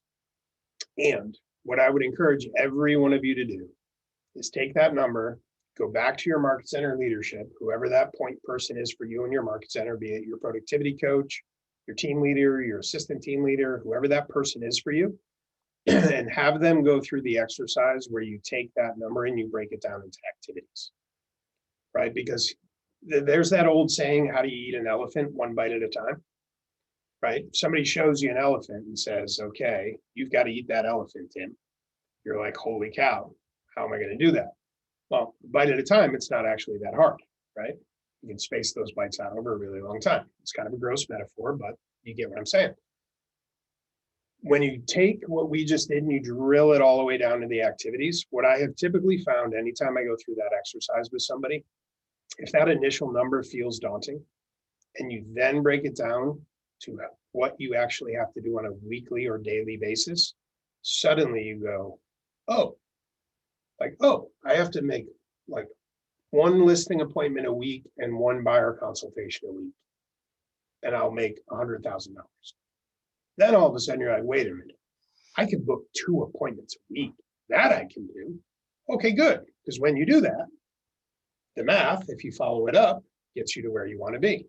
So I would encourage you to take that goal, bring it back to your leadership and be like, hey, will you do me a favor? Show me how to take this number and break it all the way down to a daily activity. When you do that, and Tim, I'd love for you to chime in because I'm willing to bet you've done this 1,000 times with agents. We've never used the CGI tool ever before. I'm joking. Yeah, so we may not have time to get to that today. We are going to put a bow. We're going to do an extra. There's room at the end of each of Spark and Elementals to do like a Market Center Essentials class. And we are going to do something beyond tomorrow's class, which is Contract to Close with Susan Kenyon on Friday. Erin and our Market Center tech trainer, Robert, and myself are going to get together with you guys. And that can be something we can do. We can do that CGI tool. And literally, we can take a few of you and run your numbers. Happy to have that conversation with you guys offline, too. It really does chunk it down. To Matt's point, the X factor that you're walking away from the conversation with is like, okay, now what do I do? And that's where, you know, the DISC and the KPA and really understanding how you're wired and how you play best in the space. Like Matt knew he was comfortable with his blue collar friends, the best way to up his number was to start to sell them the multis at 250, right? We don't want you to change who you are. We want you, we're going to use all the intel we have on you to figure out what activity is going to play best for you. And then it just gets down to Matt's point, when you factor it down and really chunk it down, okay, I need to help 10 my 20 number, right, Mary? My 20 number is really 10 listings sold over the course of the next 12 months. Right. And then we're going to factor in conversion rates too. Nobody's perfect at the kitchen table. So how many kitchen tables does your face have to get get people to sign? And when they sign, do they close? And when we have all that math, and just the same way Matt was talking about taxes, I'd rather have you be wrong in the right direction. So if we are assuming you're going to be less fabulous at the kitchen table, over time, as you're sitting down thinking, I need to get my face to 1 kitchen table this week. If we're consistently doing the activities every day, you're probably going to get to 2. And then your talents and your efficiencies build up, and then you're getting to more than you expected. And you'll probably end up with listings sold that will overcome the total number of families helped for the year. Yeah. Like, Gary says it all the time. We usually underestimate what we can do in 5 years and overestimate what we can do in a year. Mm. We're so focused. This year I've got to do X, and that's why that book from our friend Brian Moran, The 12-Week Year, is important. Just chunking it down. And Maddie eats elephant meat. He went to Sizzler as a kid. He'll tell you. Like, I mean, we are always overthinking it, never overdoing it. And you guys just have to overdo it. Nobody's ever going to feel horrified you called to check up on them. And it gets right back to just how many people did you talk to today to ask them for the opportunity to help. Yeah. And it goes from there. Yeah. Okay. Any questions before we move on? Okay. I want to make sure everybody understands how their commission flows and everybody knows what their number is to hit the goal, right? Put your hand up if that's a yes to both of those. Donna, I see you have a question, so I'll come to you in a second. Yep. Everybody has it? Okay. Donna, do you have a question? Yeah, so Matt, I am like an imbecile when it comes to math. Awesome. Love it. So if you could just go back to that one slide for a minute. Yep. And so I get most of it until we get to how many homes that had to be sold, being 56. Okay. So let me grab my calculator because I did not prepare these slides. So I'm assuming the math is correct, but I'm going to check it quick. So what we did is we took the 416,000, right, which is our gross commission income that we believe we have to generate in order to get the profit that we want. And then we just divided that by our average commission. So in this example, it was 416,666 was the GCI we believe we have to create, divided by, they're giving an example of $7,500 commission, gives us 56. Okay. So we're just taking that number and dividing it by our average commission. But if the average commission, let's say in my market, is much higher, then it would be less homes sold. 100%. Okay. Yep. Higher the price point, then the less homes you're going to have to sell. If your goal is 100,000 and your average sales price is 650 compared to 150, you're going to have to sell less homes to get there. Gotcha. Matt, may I ask, when the GCI is divided by the average commission, is that the commission that I receive after I've paid, the 30% or the 24% to my office, or no? No. It's the net? I'm sorry, I've confused you. I'm not comfortable with numbers yet. So that is the average commission before any splits. Right. So that is just average sales price times average commission. Average commission before we pay our market center and before okay, thank you. Thank you. Yep. We factor those things in later. So it's just average sales price times average commission. Okay, great. Thank you. And there's one other thing I'll add, right? So as you're building your business, to Matt's point, and Tim touched on it, and this is part of the value of having a coach. Like, everybody should lean into whatever coaching and consulting opportunities they have in their market center. It's invaluable. There's a lot of different ways to raise our income, right? So once you've got your goal and you know what you have to do, and you work with a coach to have an actionable plan, what am I going to do every day in order to accomplish it? We can raise our average sales price, which allows us to sell less houses and make the same amount of money, or sell the same amount of houses and make more money. Yeah. We also can get a higher commission. right? Like I'll tell you a funny story. When I first started, I don't know, maybe I was 6, 8, 9 months into the business. I don't really remember. I was in my office and one of the more experienced and one of the top agents in the office came to me and said, "Hey, I heard from so-and-so that you're getting 6% listings on all of your listings." And I was a brand new agent. And I looked at her and I said, "Yeah." And she goes, "How are you doing that as a brand new agent?" And you know what my answer was? "Is there another number?" I didn't know. Somewhere along the line, I thought there was only one number, 6%. Yeah. So guess what? Brand new, got it every time. You know why? I didn't know I couldn't. Right? So I went in with the belief that I had no choice but to get a 6% listing. And guess what happened every time? I took the listing and I got 6%. Yep. Now here's the other interesting thing. She looked at me and said, "You've got to be kidding me." I said, "What?" She goes, "Do you actually think you don't have a choice?" I'm like, suddenly I feel like I might have a choice. But I wasn't aware of it before. Right? And she laughed and she was like, "You're ridiculous." And I was like, "I'm sorry." Now I knew. And guess what? I still got 6% the majority of the time. However, once in a while, those 5 started creeping in. I'm pretty confident if no one ever told me, those few that I let creep in that were 2.5, I probably still would have gotten. Somebody just put that little voice in my head that made me not be quite as confident and quite as strong in my delivery that allowed me to let a few of those slip through. I'm pretty confident had nobody told me, I probably still would have gotten them. Right? So, you know, understand that you control that, right? And that's a big part of how you can control your income. So it is the amount of business you do, it is what you charge for what you do, and you should deliver the value where you feel wonderful about what you charge, and so do your clients. And it is also price point. Okay. Yeah. Thank you, Matt. You're welcome. Okay, so let's talk about some best practices. So you have a guide, I believe, page 11. Make sure. Okay, so we have a little bit of a task list for you. Okay. And here's what I want you to do. I legitimately want you to fill this task list out to the best of your ability right now. Okay, so we're going to go down the task list. The first thing we have is gain clarity on your big life hopes and dreams. And if you look at the worksheet that you have on page 11, you've got 4 columns. You got a checkbox, which means it's done. You got a deadline. When am I going to do this by? You've got a who,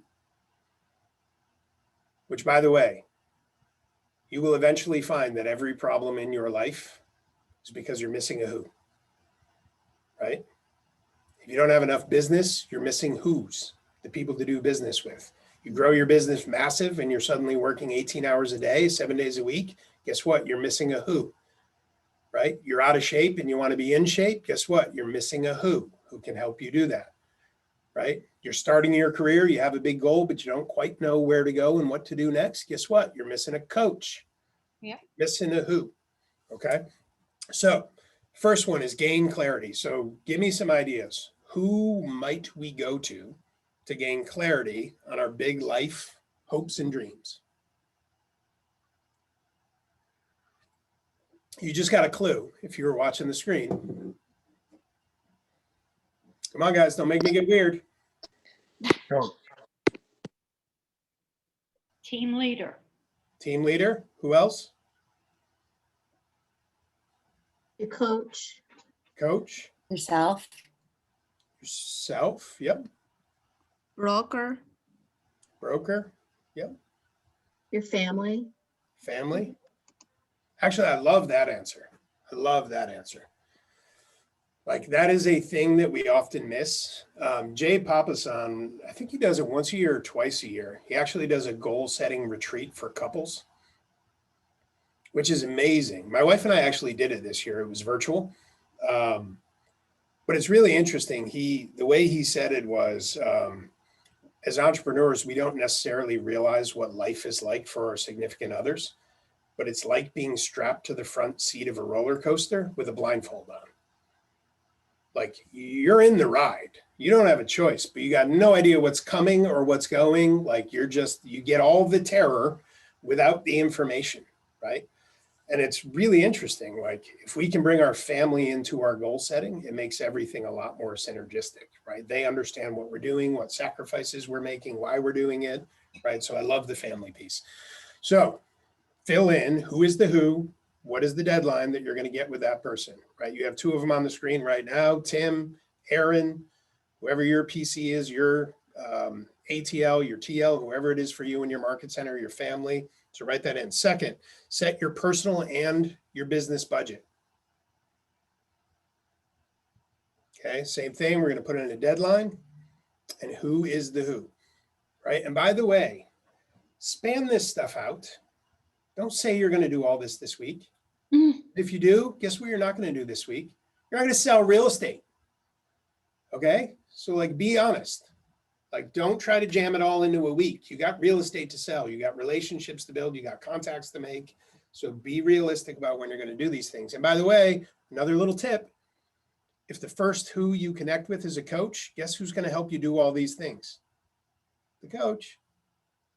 Well, you make a great point too, Matt. You don't need all these people to help you run your business if you don't have a business to run, right? Yes. Yeah. The one thing you have to be cautious of, and I'm going to say coach 7,000 times today.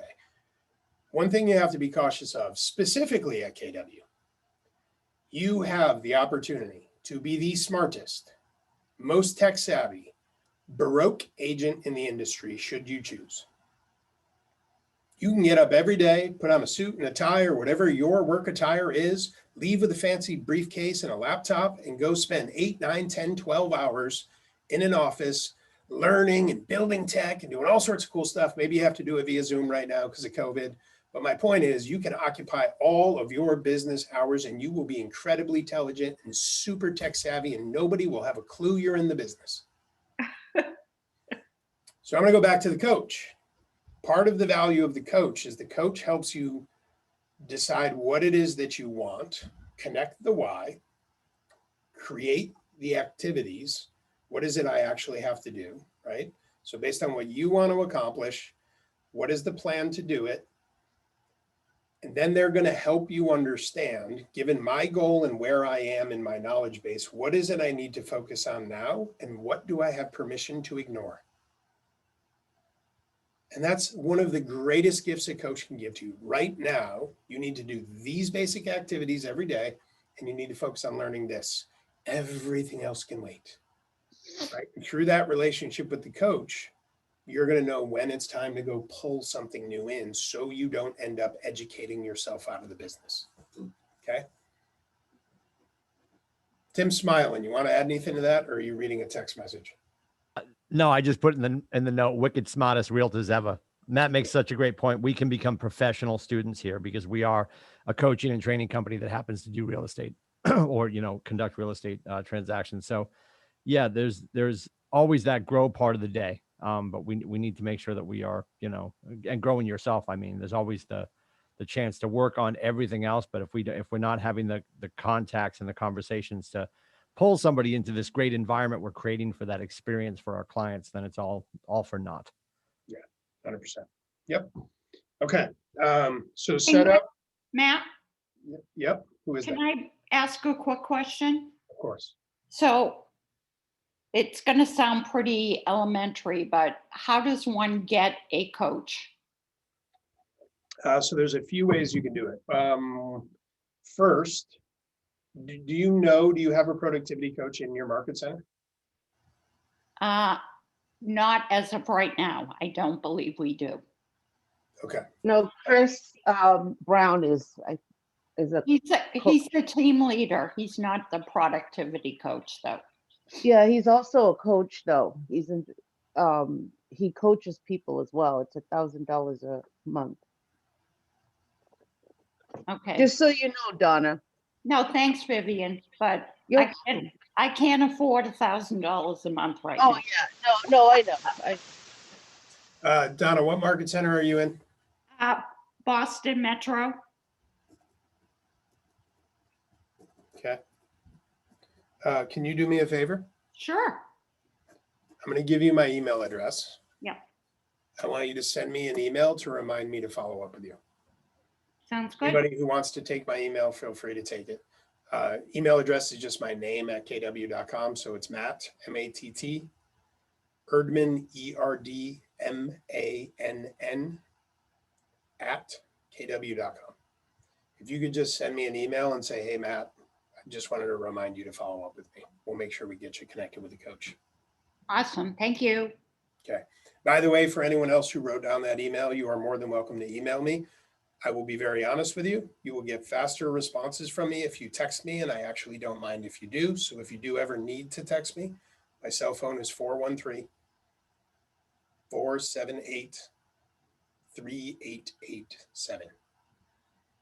I get a lot of emails. I do respond to them, but I respond to text a lot faster. So if it is urgent, I would encourage you to text.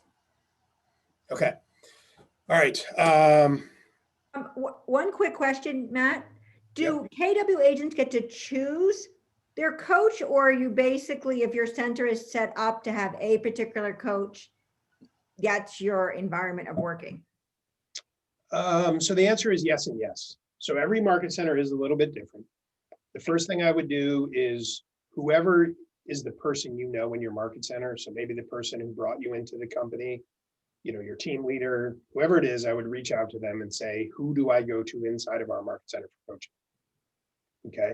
You still have choices, right? We have MAPS coaching, which is a paid coaching platform, right? The MAPS coaches are, those are all people who, whatever role they're coaching, they are people who have already succeeded or are still currently succeeding at a extremely high level in the role they're in, right? So if you're an agent coach, that means you have built an amazing agent business, right? You've had the experience on the ground.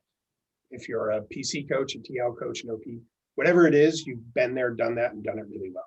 So you have MAPS. They also have different programs, right? So they have programs that are like group coaching where you can pay like $99 a month. They have one-on-one coaching that's every other week that they call Breakthrough. And then they have Mastery that's coaching every month. So the costs are different for those. But the place to start as a new agent, in my mind, is go to your market center and say, who do I go to for coaching?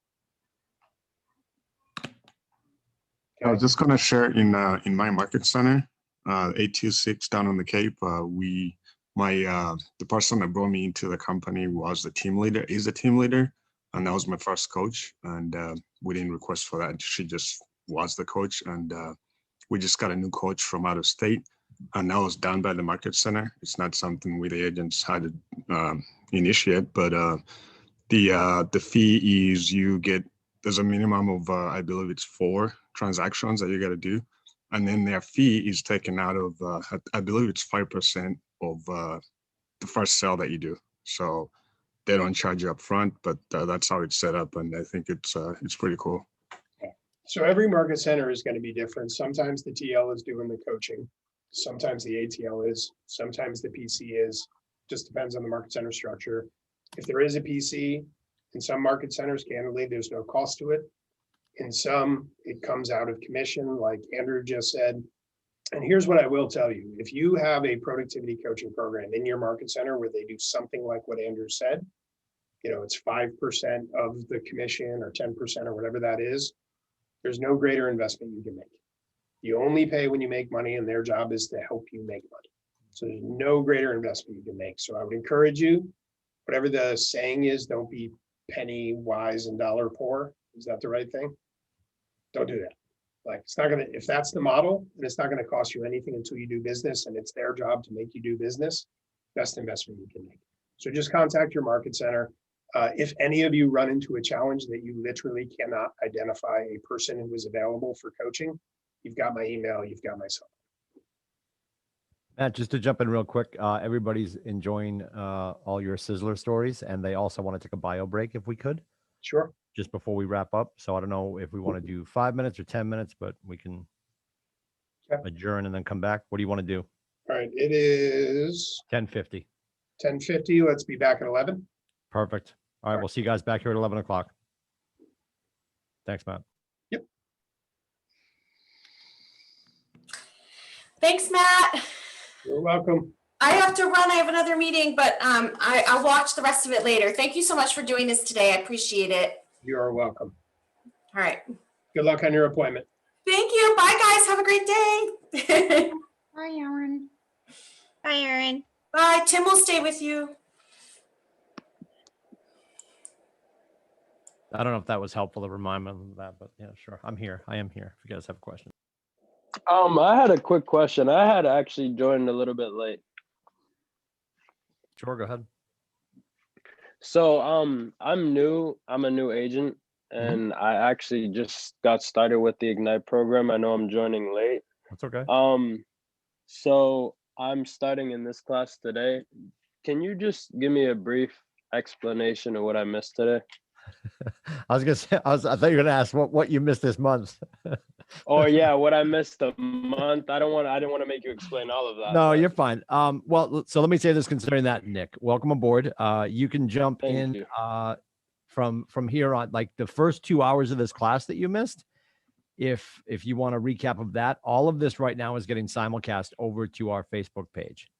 And this recording is also going to get put on the Keller Williams New England YouTube page as well. So you can rewatch in one of two places. If anybody listening right now that's in the Zoom room is not a member of our Facebook page, it's Keller Williams, KWNE Ignite 2.0. And become a member of that, and you'll see all of the videos and all of the collateral for the classes, though the workbooks and stuff is all there. Hey, Tim, this is Corey Rice. I've been listening to you now for a couple weeks. I'm a newer agent as well. Yes, sir. From what I missed earlier in the month, so what you said to him, I can go back and I can look at the classes that I wasn't able to get to. Yep. So what we've done is I believe that we are offboarding. The last time we did this as a group, we did I'm gonna be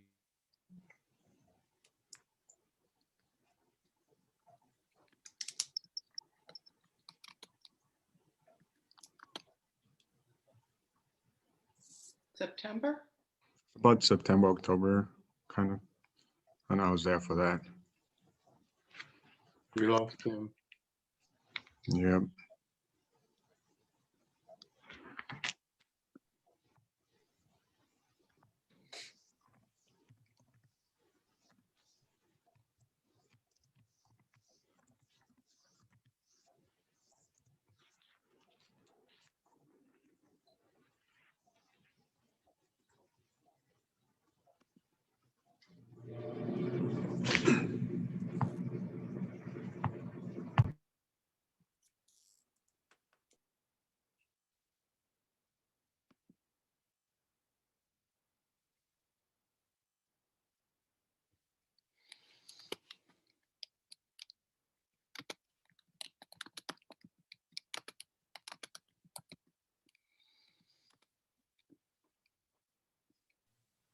That was weird. I'm back now. Okay.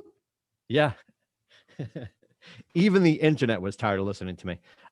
So yeah, we just lost the internet here in Portsmouth. We're on the best dial-up ever.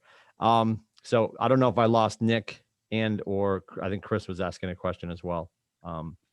Corey, but yeah, you answered Corey. it. I'm still Corey, all of it's available on the KWNE Ignite 2.0 page. Yes, Thank sir. you. Yep.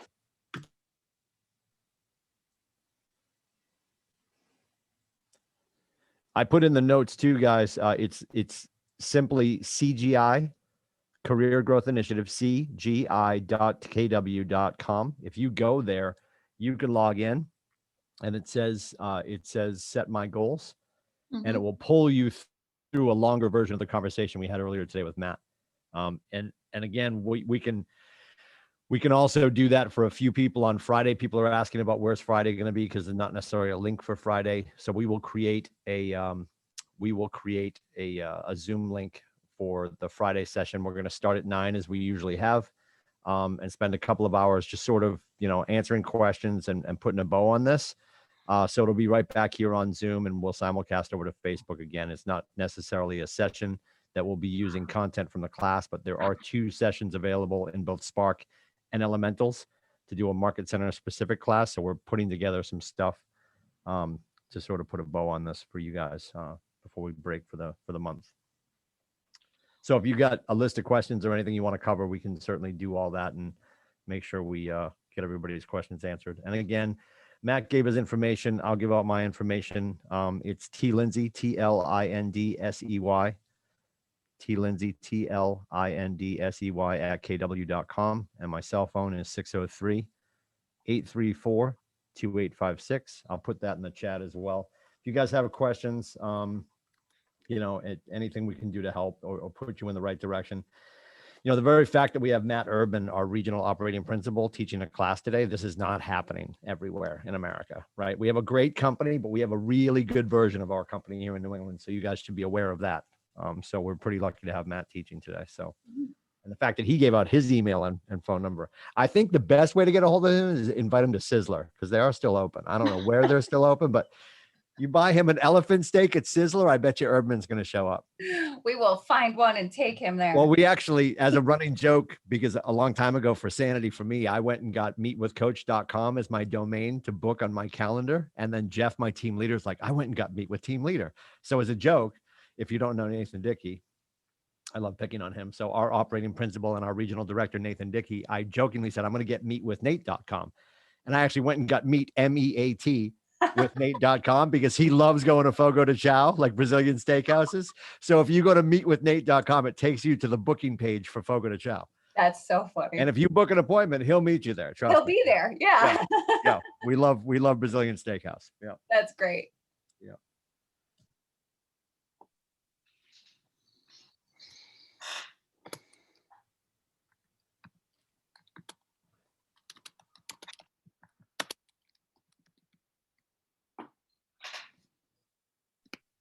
Jessica Darling through the location finder for Sizzler in the chat. This is a rabbit hole we shouldn't be going down. And yeah, I look am. it up. I think the closest one's in Florida. Oh, really? Yeah, I was think looking for images because I was going to pop one into the chat while Maddie was talking. Oh God, no, it's terrible. There's nothing in Florida. No? It was What did I see? Happy Gilmore is where it was from. The guy who worked for Shooter McGavin, who kept messing up Happy Gilmore, was like, "Hey, Shooter, you want to go to Sizzler?" Oh, hold on. Let me.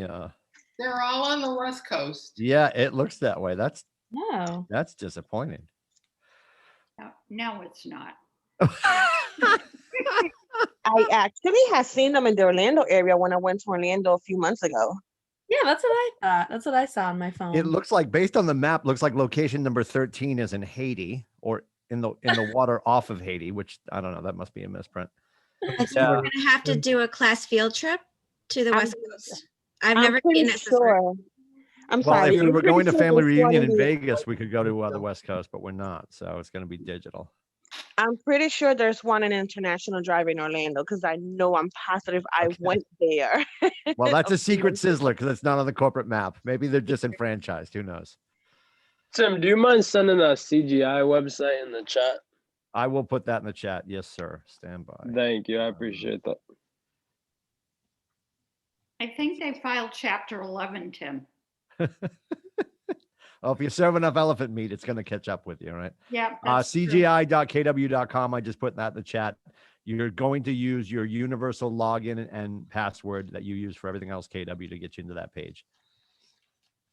And again, we'll walk some people. We can do some, if people are willing to run through their numbers, we can do a few different people's numbers. It doesn't take too long to get through that conversation. And that way people at least understand how to go back through and punch their numbers in. And it's a helpful tool, right? I think the biggest question mark you have when you're walking away from that conversation is, well, now how do I get to the kitchen tables? And that's, that's tab A, slot B, left phone, two face, say hi to humans, It's not really more than that. Yeah, I mean, it is more than that, but it's just the consistency of having that conversation over and over and over again.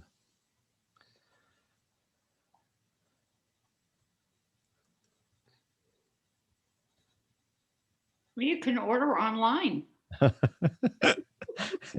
So get the Market Center address for Greater Hartford and send Erdman an elephant steak as a thank you.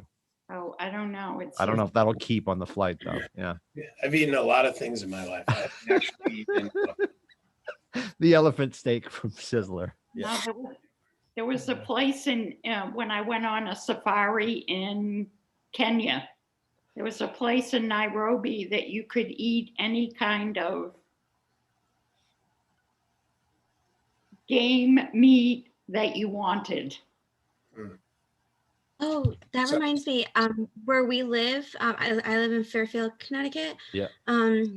They have a game night, like it's like, I don't know, 150, 200 people, and you buy a ticket. Yeah. And they do this huge dinner with like every single type of game meat you can imagine. They've got like possum and like crazy Oh, stuff God. that people eat all over the country. I've never been. That sounded interesting until you said possum. Yeah, well, no, I mean, they have everything. They've got bear meat, they've got like alligator meat and bison, like all that stuff, you know? It all tastes like chicken, Matt. Yeah. It does seem to be the case. Yeah. The closest one is in Kissimmee, Florida, by the way. Right. Well, I feel like family reunion's probably coming back to the East Coast next year. So God Old willing, in Town, 22, nice. we might be in Orlando. Who knows? There you go. We go on the Sky Coaster. You might be disappointed. All I right, mean, I've time been is on of the it, essence, so- and we're ready to go. It's 11:02, Matt, if you want to start. All right, let's do it. So let's pick up where we left off. Okay, so back to page 11. So let's run through this. I'm going to share a few things. I'm going to go kind of quick. I'm actually going to pull Tim in at the end of this. One thing I do want to make sure that we fit in. So we're getting to the end of wrapping up the whole financial conversations. And then we'll open it up for any questions, ahas. And then, right, education without action is entertainment, right? So I want to make sure we get some call time in. So if you thought you were going to be able to just hang out and learn and not actually move your business forward, that is not the case. So I'm going to pull Tim in at the end here to help me facilitate any script practice that we think we might need to do prior to. And we'll get you guys on the phones. Have you guys been making calls in these sessions? We have had we've had sections where we've gone into breakout rooms, and we find that people typically head for the doors when we do that. So we've been doing some general session script practice, and we have had some sessions where we have gone to the phones and then come back to wrap up at the end of the morning. Okay, so get used to it. If you're around me, you're going to actually take action. So we are making calls. You do not get to run to the door.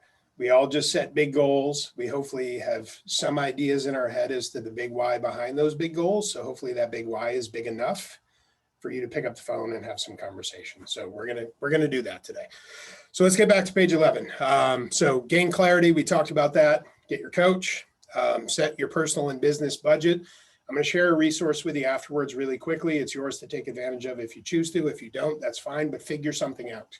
Have a system in place. On the personal level, there is mint.com you can check out. Mint.com is a thing that's free. You can connect your bank accounts and credit cards, and it tracks all your income and expenses and puts it on a pie chart. It's a pretty good free tool to be able to get a handle on your personal financials, okay? And I'll show you on the business side a tool that you can also use. As long as you're using something that actually works, that's what matters, okay? Open additional bank accounts for taxes, expenses, and other savings, okay? So we talked about how to do that. Set the time. When is the deadline? When am I going to go do it? The who is your bank, whatever that bank is. The one caveat I will give you, do not get wrapped around the axle about your business accounts needing to be quote unquote business accounts. Okay. In some states, that's more complicated. You have to set up an entity, have an EIN number, blah, blah, blah, blah. All of that is just an excuse to not set up your accounts correctly. So if as long as you have the accounts you need and you're keeping your business and your personal separate, you're fine for now. You can worry about fine tuning it later. So just go and open the accounts that we talked about. You need a business checking and a business savings account. You need a tax reserve account. You need a personal checking, a personal savings. Okay, so just go. If you can easily open a business account, fine. If there's hoops, just open 2 more personal accounts and use them as business accounts. Okay. Download the MREA chart of accounts. Okay, so the MREA chart of accounts is that's what breaks down for every different expenditure in your business. What percent you should be spending on each, depending on your income. That is also an abbreviated version of those expenses is on page 157 of the Millionaire Real Estate Agent.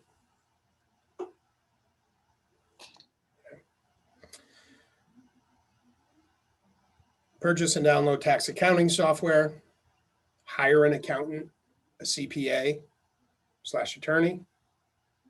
I'm going to add a little caveat to this. Part of building a business is building your team. So one, go get a CPA. You need a CPA who is going to file your taxes, but you should have an actual relationship with them, right? Somebody you want to revisit your business with and get advice so that you make sure you're putting actual tax strategies in place to hold on to as much of the money as you're making as possible. As your world grows, you want to think of all those people as part of your business, right? So you need an attorney that you trust. You need a CPA that you trust. You need to have somebody in your world in insurance, right? We should all have disability. We should all have life insurance, right? Those are things we're going to have to think about as the business grows. So think about, and eventually you're going to need a financial planner if you don't already have one. Those are all people that are part of your team, but start with the CPA, okay? So when are you going to do it by and who is it? Set dates to calculate and pay your estimated taxes. Your CPA can help you with that. And prepare for your future insurance, savings, and investments. We did a mastermind for the top producers in the region. And the way we've been doing it is we have had a top mega agent come to the mastermind and just show their org chart, their organizational chart. Who are the people on their team? It was really cool. The last person who did it, which was interesting that he was the first person I saw who did it this way of the people who have shown their org chart so far. All those people were on his org chart. So he had his business with him at the top and all his employees and all his salespeople. But then there was a whole branch of it that was his CPA, his wealth advisor, his attorney, all of those people that he actually considers part of his team. And he had it broken up. And the way he looked at it is, this is how I make my money. This is the team that helps me protect, keep, and invest my money. Okay. Questions? Okay. I am probably going to jack something up here, but I'm going to show you something very quickly.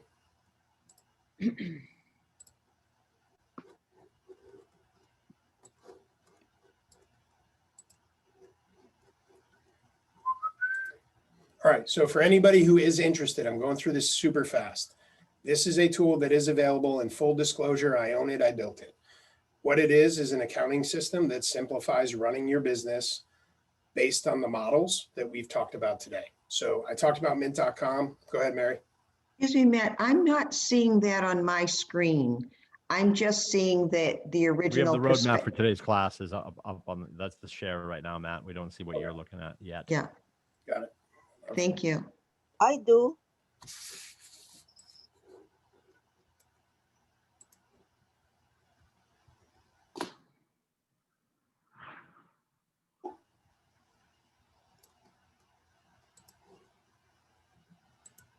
Is All right, it you see it? reprofit.com? You got it. Yep. Yes, thank you. Thank you, Matt. Yeah. Okay. So this is, I talked about mint.com. This is mint.com for your real estate business.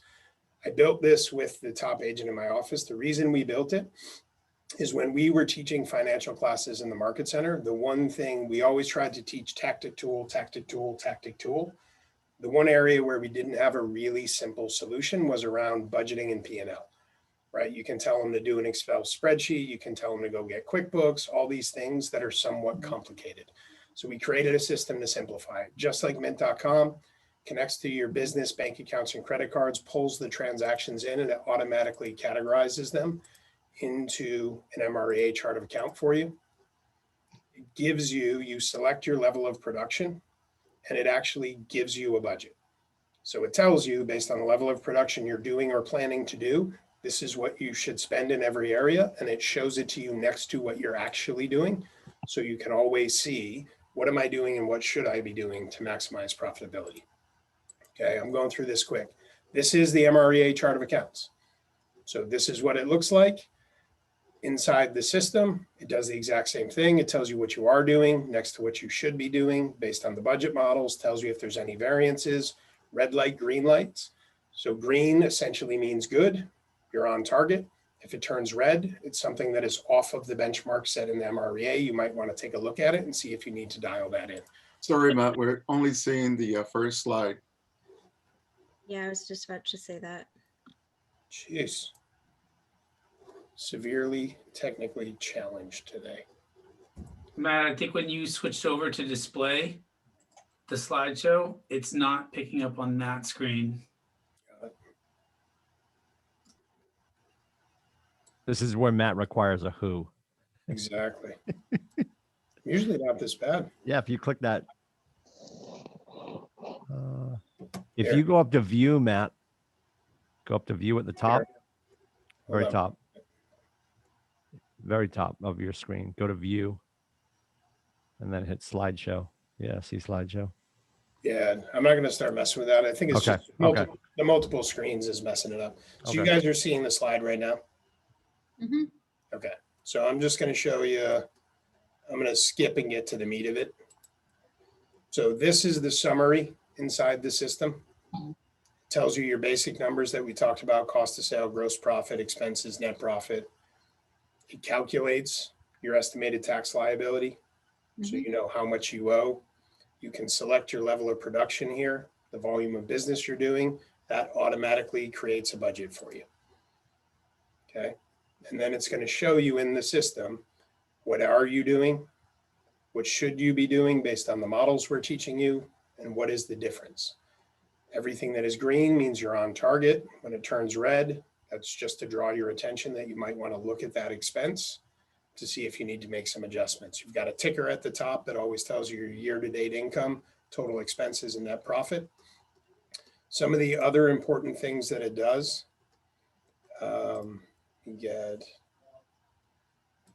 we also have an ROI tracker. So this is a really important metric for your business beyond just income and expenses. So ROI is return on investment. That is for the money that I'm spending that's supposed to make money. How much am I spending and how much am I making? So the system basically tracks for all your income, where did it come from? And it calculates your ROI on those expenses so that you can come here and see, is it working? And what is working best? So now you may be investing in, two different lead generation items. One is getting you a 2,500% return. One is getting you a 50% return. It clearly might make sense to take that 50% return and reallocate that money to the higher ROI, right? So this allows you to manage the return on your investments. It does also have a mobile app that comes with it. So everything you can do and see in the system, you can also do and see on the mobile app.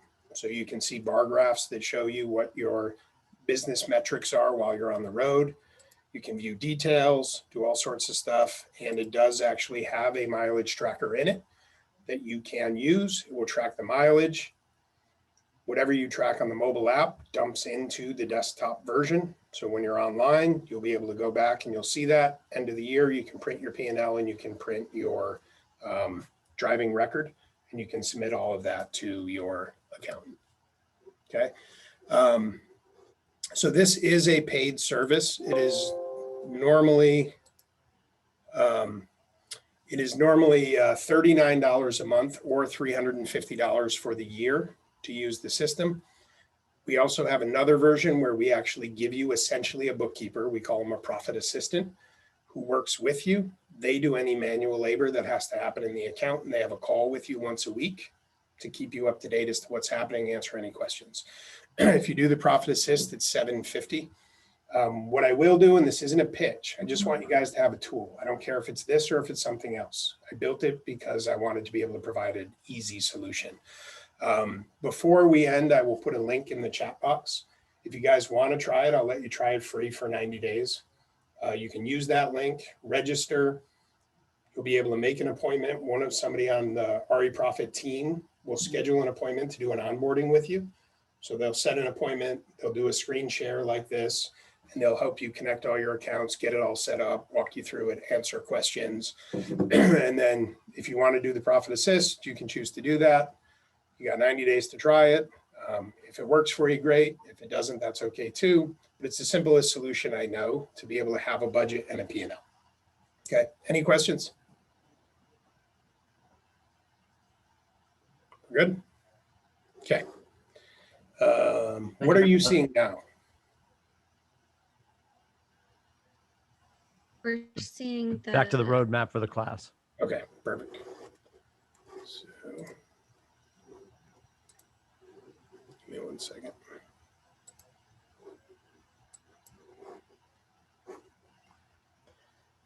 One second.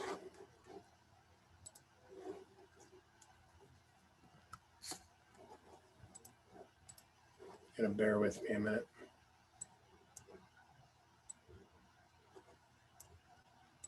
All right, while I am fumbling with my tech, we are wrapping up the financial side of things. So what questions, comments, and ahas do you have? Happy to answer anything that you have, any questions you have before we transition to making some phone calls. So questions, ahas, this is the time to share and open up any dialogue you have. Matt, I just had a question about referrals. I know it's kind of like a sidetrack from what you've been talking about, but I believe it's got something to do with financials. How do you keep track of people you refer business to? Because I do have a lot of people from out of state that I do know, but it's never occurred to me to let them know that, you know, I can actually help them. And there's people from, a couple of people I know from Boston that I know would be interested in looking for some kind of property, but how do you go about, you know, getting the referrals and keeping track of, you know, if they actually do a sale? Like, how do you go about that? Yeah, so the easiest way to do it is inside of Command. Okay. So inside of Command, which is your CRM, your contact management system that you have with KW, you can both send and receive and track referrals through that system. So Command is the best way to keep track of your referrals. The best way to get the referrals is the same activities that will get you your buyers and your listings, right? You just have to communicate with the people to let them know that you're in the business and what value you can add should they be looking to buy or sell, right? And you want to know the tools that you have available to you. So we have amazing things like Keller Mortgage, right? So Keller Mortgage allows us to provide mortgages to our consumers with no fees and $1,000 rebate. So on average, it can typically save a home buyer up to 2% of the value of their home in costs while they're buying, right? So these are examples that when, you know, you're making a phone call and you call Andrew and you're like, hey, Andrew, I just want to check in, see how you're doing, man. How's the family? Everybody's good. Awesome. Like, hey, I just want to give you a heads up. I'm super excited. I just started in real estate. I'm working with Keller Williams. I just want to make sure you know, if you know anybody in my area who's looking to buy and sell, I would love to help them. But the really cool thing about being part of KW is I can help anybody, almost anywhere in the world if they're looking to buy. And we've got a lot of cool resources that can save them a ton of money, thousands and thousands of dollars on their home buying process. So, you know, who do you know who might be looking to buy or sell anywhere in the world, right? So just having those dialogues and then getting permission. Hey, is it okay if I check in with you every now and then? Like, I know you're not thinking about me and my business every single day. Is it okay if I just check in every now and then and see if you know anybody that I can help? Right, so it's that same prospecting process, and then I would track them through Command. Okay, and then for the, I know like the typical fee for the referrals, I assume it's about 25%, I believe. I don't know if that's pretty standard or. It is, that is typical. It is Okay. usually about a 25% referral fee. Yep. All right, so if the other agent does actually make the sale, is it just a trust thing where they get back to you and, you know, if they're gonna cut you a check, do they just get back to you and tell, oh, I did make a sale, or is there any way to track that? Or Yeah, so I'll give you the today answer and the tomorrow answer. So once you have a client that needs to be referred, there's a couple things you can do. One, inside of Command, there's a referral section that you can go to, and you can search the area where the person is buying, and it will bring up agents, and you can actually see what agents do business in that area, and you can communicate through Command with them to pass that referral. Okay. That's one way to do it. And then they either accept it or reject it. Once that happens, it's logged in the system, so you know it's there. What you will have to do is you will have to schedule follow-up. Like a really good agent who receives a referral is constantly updating you. And by the way, you should do the same. If you get a referral, the minute you get that referral, you thank the person for the referral. You let them know I'm going to call that person immediately.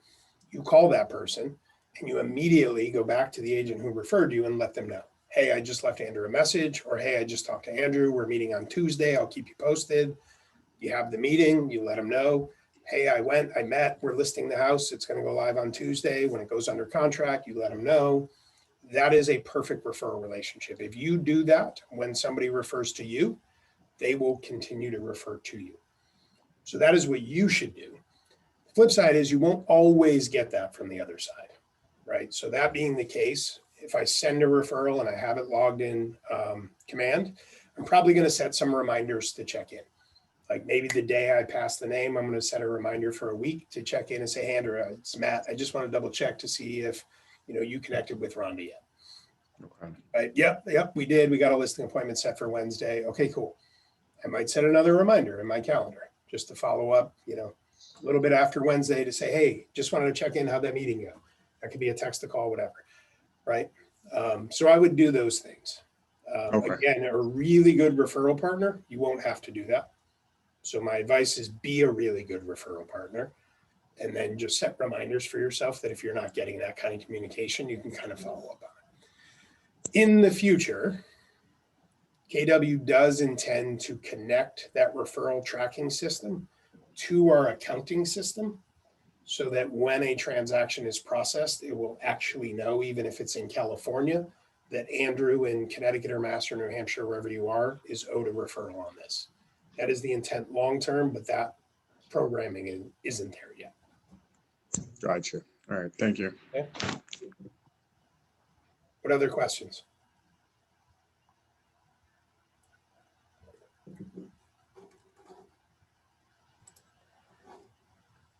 Matt, I guess I'll ask for the agent that might not be asking. Could you give like the Reader's Digest of, I'm sitting here, I am currently entrepreneurially running my business. I'm not yet purposeful.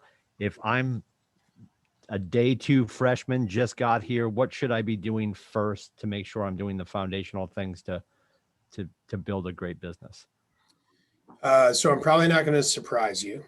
Step 1, anybody guess? Lead generate. Yeah, lead generation. So Call your sphere. okay, all great answers. Step 1, get a coach. That's step 1. Step 2 is call your sphere, which is also lead generating, right? The only reason I say get a coach first, the coach helps you make the plan and holds you accountable to it, right? So if we are new to the business and we need to create a plan, why would we not lean on a person who has the experience to help us build the plan, who will then hold us accountable to that plan? So step 1 to me is get a coach. I did well my first year in real estate. If I had a coach, I would have done a lot better, right? Because I was figuring it out for myself. So get a coach first. Second, every single day, you have to be lead generating, period. That's what you do for a living. You have to lead generate. Every business you could possibly be in, you actually have 2 jobs, whatever it is you do, and then going out and lead generating so you have clients to work with. That's it. I don't care what you are. So you have 2 jobs. And until you do the first, which is lead gen, you actually don't have the other. So get a coach, block time in your calendar to lead gen and start lead genning, and start with your sphere of influence, the people you already know. Okay. Your coach is going to help you get those contacts into Command so that you actually have a database where now you can be purposeful about how you communicate with those people and everybody you meet going forward. Right. So now when you call Matt and you let me know that you're in the business, you're making notes in the database, you're setting a reminder. You're setting me up on the tech tools that I can use to get me engaged in your tools around real estate. Command will help you do that. Your coach will help you do that. Until then, just open your phone. Monday, do A's. Tuesday, do B's until your coach builds out a better plan, but make the phone calls. Okay. Here's an interesting exercise. If you have an iPhone, and if you don't, I don't know what to tell you. I don't know why you have whatever you have. But if you have an iPhone, and probably whatever else you have can do the same thing. I don't know. Go to your contacts, go all the way to the bottom, and at the bottom, it'll tell you how many contacts you have on your phone. Right.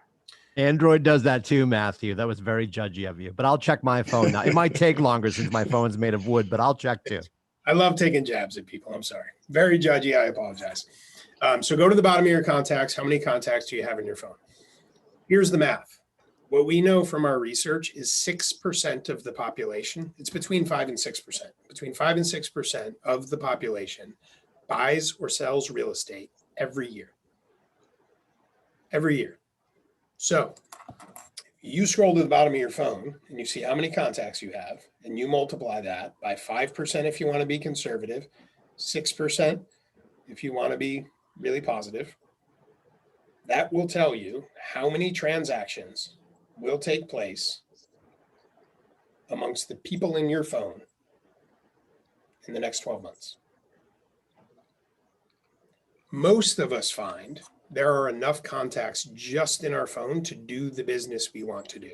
Here's why it's a really valuable exercise. If we do it and we go, oh, look at that, it's 20 and my goal was to do 20.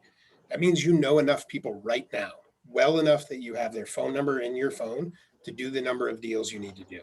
Now the only question is, are you going to communicate with them enough and in a systematic way so that when they choose to do real estate, they choose to do it with you? If you find out that number is not enough, then you know what your job is. First, communicate to all those people so you do get their business, and then go put more people in it. Matt, you were teaching this, you were teaching 2 years ago in Portland at the very end of New England Masterminds, and you shared that stat. And of course, the whispers started all the tables. Well, I appreciate that number. And I just did the math, and mine is 78, but that wasn't true because I had these people on my phone last year and I didn't experience that number. What Matt just said, to be clear, is that 6% of people in your phone will conduct something transactionally within real estate in the next 12 months. Our job is to invite our face to the contract, right? They're not going to call us, be like, oh my God, I completely forgot Mary O'Neill has never spoken to me since the Truman administration, and she's in real estate, I should call her. No, we have to go get between the people and the money and invite ourselves to the party, right? Yeah. That's the important, that's the hanging chad, if you remember the 2000 election. Yeah. Which I do because my phone's from the 2000 election, Matt. I love it. And by the way, so I used to coach OPs, other owners, for MAPS. And part of what we do is what we call guerrilla warfare. Long story short, all that is gathering up all the statistics for the market area where they own an office. Part of that process, when they fill out that guerrilla warfare information, they fill in the population for their market, how many homes sold, blah, blah, blah, all this stuff. So an interesting thing, I coached a guy who works in a very small market. I got his guerrilla warfare and I looked at it, and the numbers were small enough that I could quickly kind of see the math. And I was like, the total number of homes sold looks like that's got to be right around 5 or 6% of the total population. So I did the math, and it was. And I was like, this is interesting. I had 15 clients at the time. So I pulled out 15 guerrilla warfares and I checked the math, homes sold and population on all 15 of them. Guess what I found? Every one of them fell in that range. So the math is real. The question is, to Tim's point, I'm going to steal that line, are you going to get your face in front of that contract? I don't know if I said that right, but you might have to help me with that, Tim. I'm often misquoted. I work with Nathan Dickey, so yeah. Okay, good. That's fine. What other questions? No, I just had another question for you. Speaking about the whole coaching thing, my question is about teams. Because I believe from what I've heard, once you join a team, usually that's your coaching, that's like your productivity coaching. That's where it's going to come from. So my question is, as a new agent, pros and cons of being on a team. Sure. Here's the best way I can explain it. And it really comes down to, so Tim said earlier, when you work with a productivity coach, they're going to look at everything. They're going to look at your disc, they're going to look at your goals, and they're going to bring it all together to a plan. What's right for one person isn't necessarily right for the other. Here's how I would explain teams, best way I know to do it. You decide to go on vacation. You can plan that entire vacation to a T exactly how you want it. You decide where you're going to go, what flight you're going to take, what class you're going to sit in, the rental car that you're going to have to drive while you're there, the hotel you're going to stay at, the restaurants you're going to eat at, the activities you're going to do, and you're going to have an amazing vacation. You could also buy a ticket for a cruise, put your stuff in a bag, get on the cruise, and they're going to feed you, they're going to entertain you, they're going to bring you to all the coolest spots, and they're going to drop you off when it's over. Both can be amazing vacations. The first one is building your own business. The second one is building your business inside of a team. The value of a team is you're using their systems, their infrastructure, their people to have the leverage that you otherwise would have to build on your own. So, and in exchange, you're giving them a portion of your income. So neither one is wrong. It just depends on what your goals are and what your drive is, right? So like another place where a coach can help you is understanding, what are my long-term goals and what are my skill sets? Like, am I the person who's going to build all that stuff myself? And is it important to me to own it at the end? Or do I just really want to make a really good living and do the parts of the business that I really enjoy? If it's B, then a team might be a really good fit. If it's A, then you probably want to, go out there and be the empire builder and build it yourself. Okay. Andrew, as a coach at our market center, my initial conversations with our agents coming in, and we've inserted a mentorship program.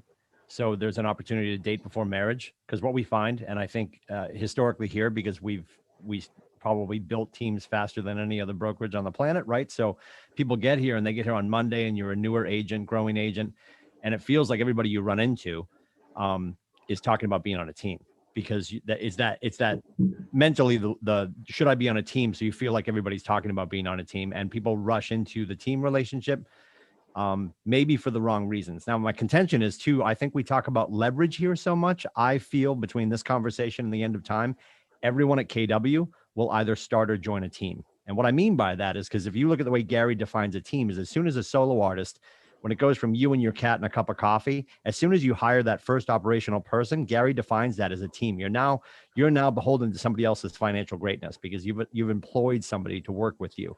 It's when we go to the group conversation when you've hired the next salesperson, and that's going down the whole org chart that Matt talked about earlier. So I think not rushing into it, and I think asking yourself, more importantly, what is the benefit of me joining the team? What are they going to bring to the table for me, and what am I going to bring to the table for them? Because a newer agent, it might feel like a safe place to sit. And I use a lot of disgusting analogies. Welcome. A lot of people jump into that team conversation to sit in the nest to have mother birds spit worms in their mouth. And if we're all really doing a great job, you should all get to the potluck at 4:59 after every afternoon, and everyone should have cooked. So you can fall into the false security of, well, I'm sure if I didn't do anything, but Nate and Matt definitely did something today. And suddenly one night you all show up at the table and nobody brought food. Everybody's got napkins and forks, right? So it should be, and it should also be very entrepreneurial that you can be on a team, and you should have the ability that you never feel that you're being professionally or financially inhibited. The team should function the way the market center does, the way the region does, right? So you inside of your team, inside of your market center, inside of the region, inside of Gary's universe, and there should always be room for growth, right? So to Matt's point, I don't feel there's a right or wrong. I think the timing needs to be right. And it really needs to look like, what do I want to do? And I think if the team is wired properly, you can be an entrepreneur and never feel like a team. Because I think the other misconception is the team is built for leverage for the team leader, the rainmaker. The leverage should be experienced by everybody, right? Tim, I can add to that. I built well. I just, I came over from a different brokerage, joined Keller about a month ago, and immediately, actually, I came over because I was interested in joining the team that I joined. Mm-hmm. And for me, it's know thyself. I think Matt sort of alluded to that. It's like I was a solo agent for 6 months. I really didn't generate, what I needed to generate. And for me, it was knowing that I needed someone holding me accountable. Mhm. I needed to be pushed. And that's what I'm experiencing in the short month that I've been on the team. Not only that, but they have systems, they have resources, and vision is a big thing for me, right? Because the landscape of the business, I think, is changing dramatically, and that's because of the advent of internet and, opportunists like Zillow, et cetera, getting into the game to a fuller extent. And so I think, you need to rely on the resources. If you're cunning enough to, do that as a solo agent, that's fantastic. But for me, knowing myself, I just knew that I needed that accountability and I needed to be pushed. And, so I'm up and at 'em early in the morning, getting at it every day with lead gen. And I was never doing that before. And I feel like I'm doing that by virtue of being part of a team at this point. Yeah, perfect. Well, but you also explored the solo artist life at your other brokerage, right? So I would say, I think, give yourself the opportunity to exhaust the opportunity of you to suss that out. Yeah. And I would agree with that. And I would also add two things to it. One, if you do choose to explore teams,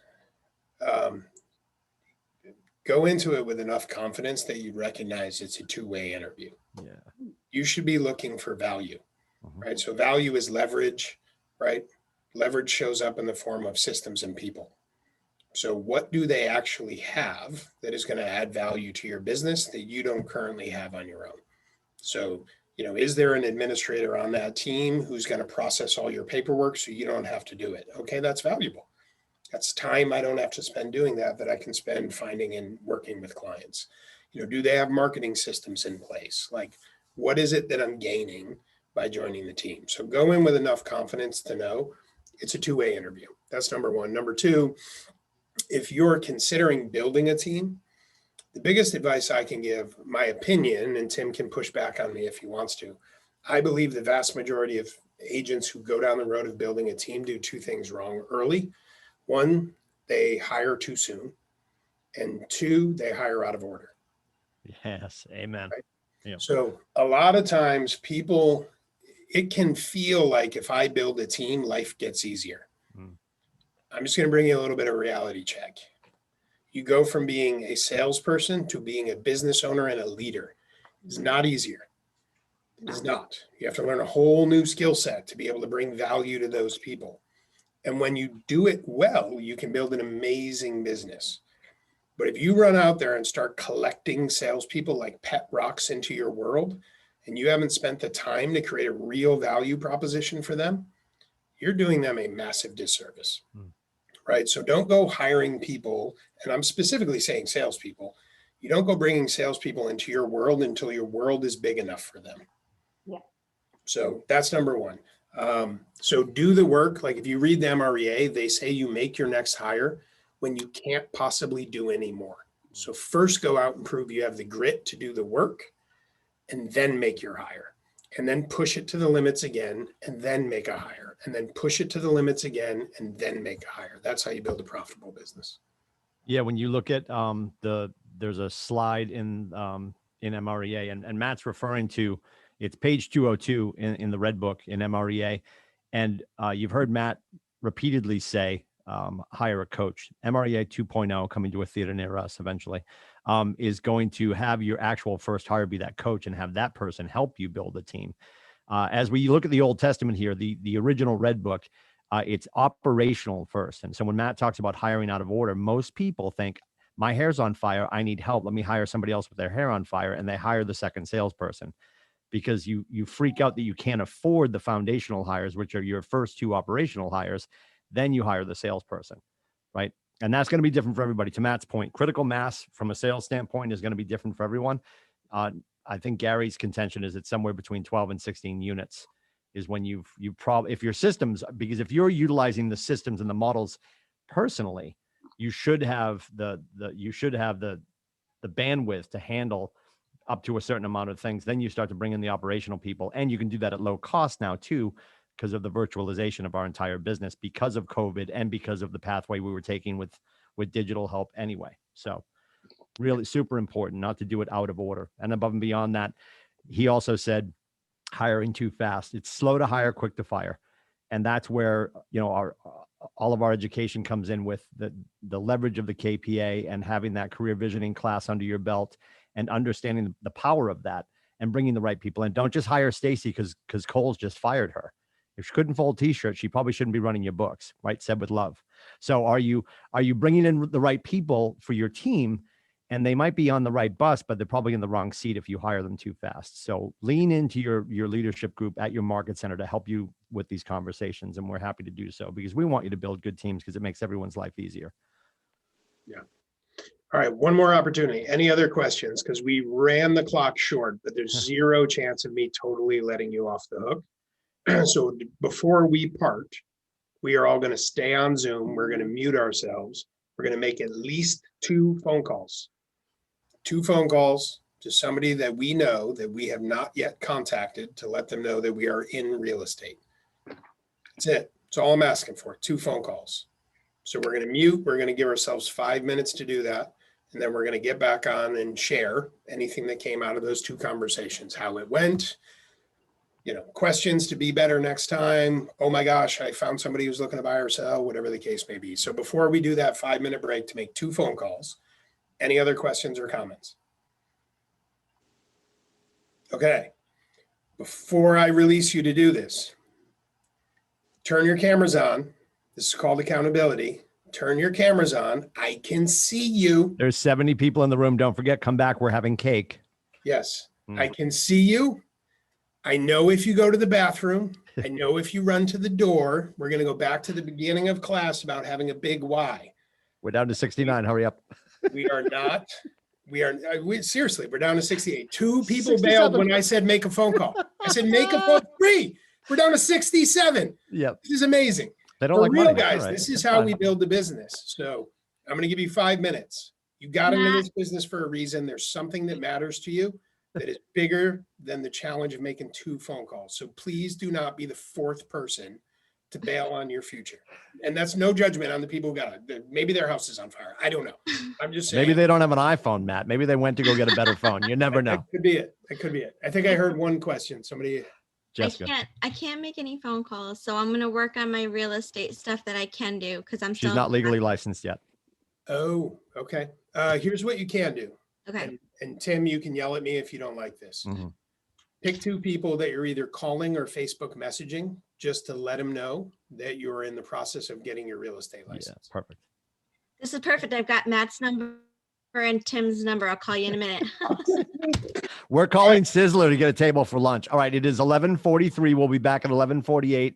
Mute your microphone, keep your camera on, and go make money.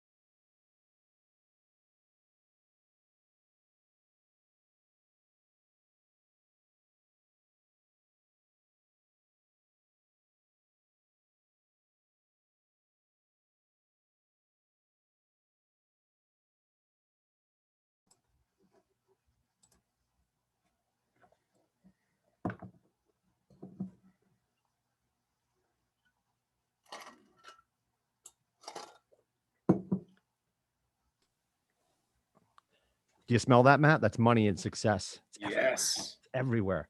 Love it. All right, so if you are engaged in a call, keep that call going. I still see phones on ears, which makes me ecstatic. So I'm actually going to give it a couple of minutes before we dive back in. Some of them are on with their provider ordering their new iPhone. Others are playing Candy Crush. Most are making phone calls, which we love.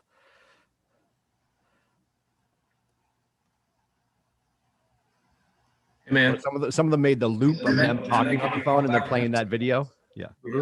Cool. I'm just finishing up a meeting. All right, brother.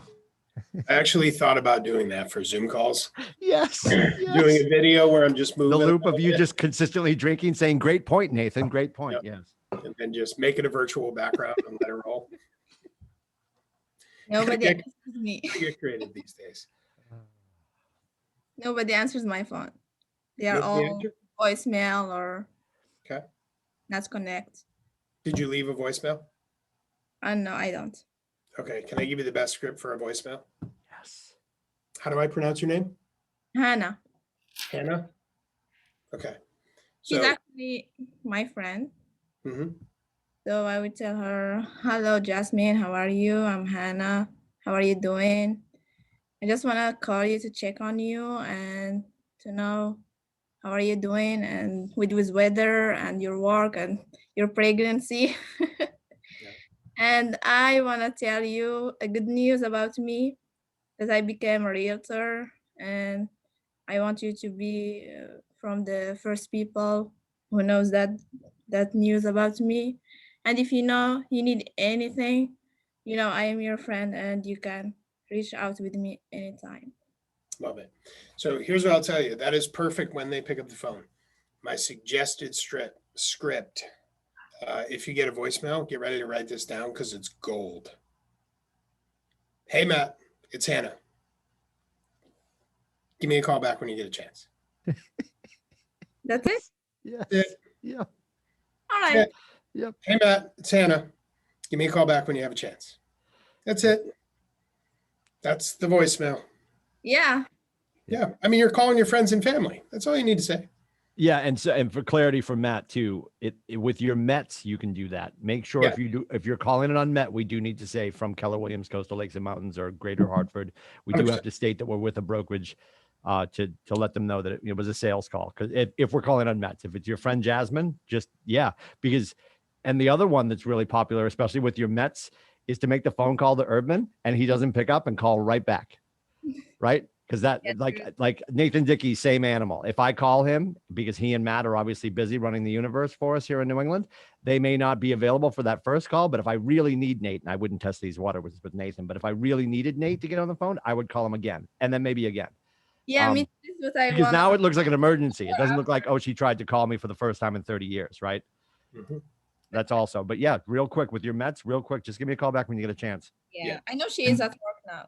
Can we just clarify what you just said, Tim? Because was a little lost on me. Are you saying if we're calling an unmet, yep, we have some legal obligation if we're leaving a voicemail to identify where we're calling from? Is that right? Yeah, we do have to state that I have to state that I'm with Keller Williams. Correct. Oh. Yep. I know that. Okay.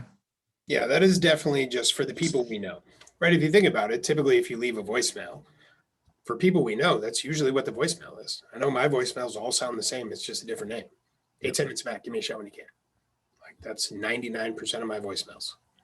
So I think that's a quick and easy voicemail for the people you know. And then when they call, you can have that conversation you just had. Like, hey, how are you? How are the kids? And hey, I wanted to make sure you were one of the first people to know. And then you can share all that. And from state to state, board to board, your voicemail arguably should state Tim Lindsay from Keller Williams, Coastal Lakes and Mountains. Yeah. Realty needs to be in there, obviously, as well. So check with your local leadership how they want that voicemail formatted. Usually your compliance director or officer can help you make sure that that's within the realm of compliance for you. Yeah, important. Somebody just asked in the chat box, do you note your calls in command? My advice would be when you are making phone calls, there are two things you should always do at the end of a call, contact, whatever. One, you make a note. 2, you set the next action. So if you call me and you leave me a voicemail, you should have command up on a screen. You type in, called Matt, got voicemail, or called Matt, left voicemail. And then you click to set the next task. Try him back next week or next month or whatever the case may be. 2 things you should always do after a contact is make a note and set the next action. When you do that over time, you'll get to the point where your job in the morning becomes to open up command and do what it tells you to do, which is a really fun place to be because I don't have to think a lot. I just open it up and it's telling me who I'm supposed to be communicating with next inside of my database. So always make a note, set the next action. Matt, I got a couple of questions for you. On the phone calls, I did read somewhere yesterday, I believe it was one of the notes that we have, the do not call list for the phone calls. And second question is, speaking of Mets that I know, in my case, there's certain people that I do know that you never used to talk to. I haven't talked to them in like 3 years, and you do have their contact. You've met them, but it wasn't like, you know, we're buddies, but we're not like real buddy. Like I have like my kids' sports coaches that I used to, you know, talk to every once in a while, and you know, they do know a lot of people, so those are kind of people I want to talk to. But how would you go about some kind of script for that kind of person? They are Mets, but you were not that close, and then you haven't spoken to them in decades, and all of a sudden you're coming on there. I'm assuming I'm not going to throw it out there that I'm doing real estate right now. It's going to be more like, you know, trying to touch base with them, and then, you know, kind of like slide it in at some point. Yeah. You know. So I'm going to toggle this with Tim. I'll give you my answer and then we'll let Tim chime in also. My answer is yes. Yes, I'm going to call them. Totally understand that it's uncomfortable. Get over it. Embrace the suck. Yes. Say that with love. Embrace the suck. Yep. Eat the frog. And yes, you're going to mention real estate. Here's my like golden rule in communication, relationship, sales, everything. If you feel it, say it. That's it.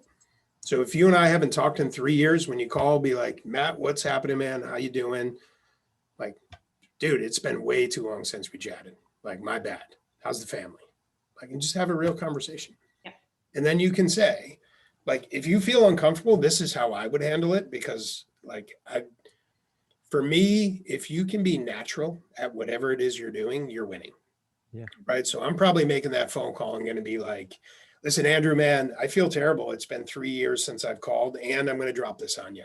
Like after I've had the, how's the family? How's the this? How's the that? If I'm uncomfortable with it, I'm just going to say it. I'm be like, you know what, Andrew, I feel bad. It's been this long. And part of why I was calling you is for X, Y, Z. Like, and oh, by the way, I would like to make sure it's not 3 years before we talk again. Like, that's how I'm going to handle it. Just to be honest. But I'm going to make the phone call. I am going to mention real estate, because even if it's been 3 years and we've stayed out of touch, if we had a good relationship, a cordial relationship, it's just time to rekindle that. That's all. Yeah. Okay. And then the do not call list thing. Do you have any thoughts on that? I don't know. Because I do have some. We have phone numbers, but- $42,000 worth of thoughts on that. Yeah, it's a big fat ugly fine. Matt's not going to be there with his checkbook. Nathan's not coming with his checkbook, and Gary's not coming with his checkbook. So do not call.gov. And here's how this looks. You're going to look up. You're going to track these people down. And this seemed and we actually our morning we have a morning quick start here at KW in Portsmouth, and we joked about all the things we have to go through to make sure the unmet is callable. And that's why it's so much easier to grab your brand new iPhone that Matt Urban's going to buy you and lift that to your face and call the people that you know and love and trust, right?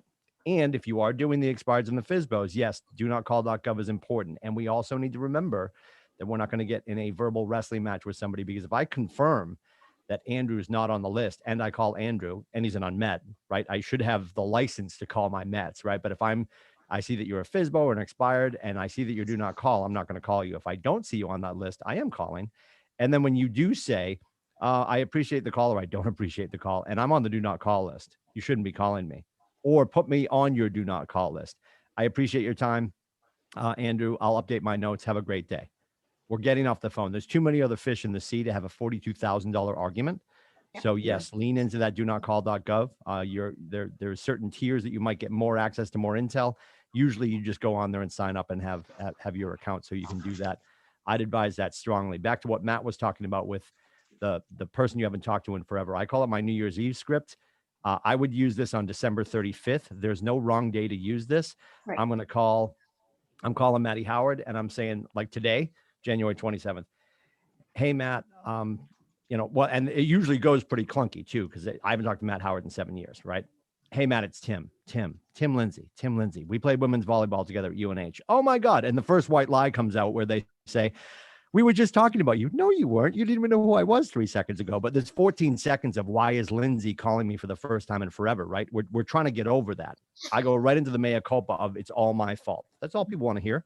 Yeah. You know what? The ball dropped back on the first. I gave Janina a kiss, my wife, if you don't know who that is, hopefully. And I gave Janina a kiss and I said to her, my resolution for the year is to get in touch with everybody I haven't spoken to in forever. So here I am. Right. Okay. And then I'm going to Matt's point. You're going to pull them through the Ford conversation, So how are you? How's the family? And they're going to ask about Janina, maybe the boys, if they know about my boys. I'm going to ask about Hewlett Packard or Bibbidi Mutual. You're going to tell me it's okay. I got furloughed. Or maybe you tell me it's 2 buckets of suck with a side of fries. I'm going to remember that because maybe you're looking for a job change. Yeah. And then you're going to say, how's whatever. And if you don't know that I'm now doing real estate and you're asking me about something I did way back when, I'm glad you asked. I'm in real estate now. And the reason for my call today, to not even make it business, because right now it's bridge building. The reason for my call today, everyone at my office here at Keller Williams, we're just calling around to make sure that we're connecting with all of our people and finding out if there's anyone that we know or that our people know that might be food insecure or fuel insecure in this moment. There's a lot going on. Because if I can come from a place of service and then, oh, cool, real estate, like they're gonna dig deeper. Everyone talks about real estate. And I know you hear that from leadership all the time. It's true. If you sell doTERRA or Leah Sophia or life insurance, nobody really cares. When you bring up real estate, everyone wants to have that conversation. It's a wealth building tool and most people like a roof over their head at night. It's been cold here in New England, right? But if we can come from a place of service and ask that question about who do you know that we can serve? Who do you know that I should know? I think that's, and just open with the mea culpa conversation. I'm sorry. It's been 7 years since we last spoke. And as soon as you can go back to that 7-year call and start ripping those Band-Aids, eventually there's no more 7-year calls because it just becomes a thing that you're doing. And about making notes in your command, Matt made this point. I think it's really important. Maybe I start to notice a pattern with Matt Erdman. I call him all the time at 10:45. He's never available. Call him at a different time, right? Maybe I try him at 4. We know the happy hours are 8 to 10 in the morning, 4 to 6 in the afternoon, or when we're getting people. They're heading into work and they're not mad yet, or they're dying to walk out of work looking like they have an important phone call. And we can connect with them then. There's no right or wrong time. It's up to us to determine what that looks like for our people. I have questions. I just want to piggyback a big part of what Tim said. When you go through that Ford, family, occupation, recreation, when you do that, everybody responds the same way. They answer and then they ask you the same question. Everybody reciprocates. Yep. So when they ask, they just opened up the door for you to be like, actually, I just changed occupations. Boom, there's your real estate. And we get to politely ask for help, not the sale, help. Who do you know that I should know? What do you mean by that, Tim? Well, we're looking for the BLT of real estate, right? We're looking for listings for our buyers for our listings, and talent for our team. Well, you just got started. You're building a team? No, we're building our talent. We're building our talent pool here at the Market Center. The most volatile thing right now in our life is employment. A lot of people that you know might be looking for their next opportunity for growth, or they know somebody. Because if they're not looking to buy or sell, but they're like, yeah, I just saw my niece at Hanukkah or my nephew at Christmas. They're thinking about getting into real estate. Could they talk to you, Matt, about that opportunity? Yes, they could. Does anybody here have too many people in their growth tree? Raise your hand. I'd love to hear your number. None of us do, right? None of us. Yeah. Hannah, I think you had your hand up, your virtual hand. I just want to know about the expired listing. How can I reach the owner by phone? Because when I look, it is just the address. And I don't want to be like going and knocking and they don't know me who I am. Mm-hmm. I just want to know where I can I find their numbers. Yeah, so there's a few different ways you can do it. And different MLSs in different states might have different resources. There are third parties, and you do want to be careful how many things you invest in early on, but you also, if you're actually going to use them, these things are worth investments. There are software platforms. There's several of them, like RedX is the one that I used when I was an agent. It's RED, the letter X. In that system, it'll actually pull, you can connect your MLS and it'll actually pull the expireds into the system. It'll check them against the do not call list and it will get you contact information. I'll be really candid, as a new agent, the first few months, I would print out all the expireds and then I would do Google searches, white pages to find phone numbers, and I would write them on all the expired listings. What ended up happening is it was taking me so long to gather the information. I ended up with piles of expired listings with phone numbers on them that I never got around to calling.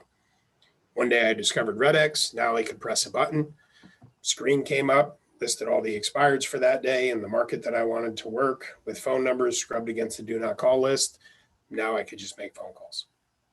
So it is a valuable investment, assuming you're actually going to do something with it, like everything, right? Treadmill is super valuable, but you actually got to get on it. Thank Do you mind throwing that into the chat, please? Yep. Sorry to interrupt. No worries. Thank you.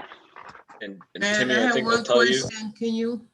I'm sorry. just one more thing on that is make sure you Yeah, scrub that against your, if it's expired, it's your market center, right? You don't want to be stepping on toes if that just expired and it's someone else in your market center.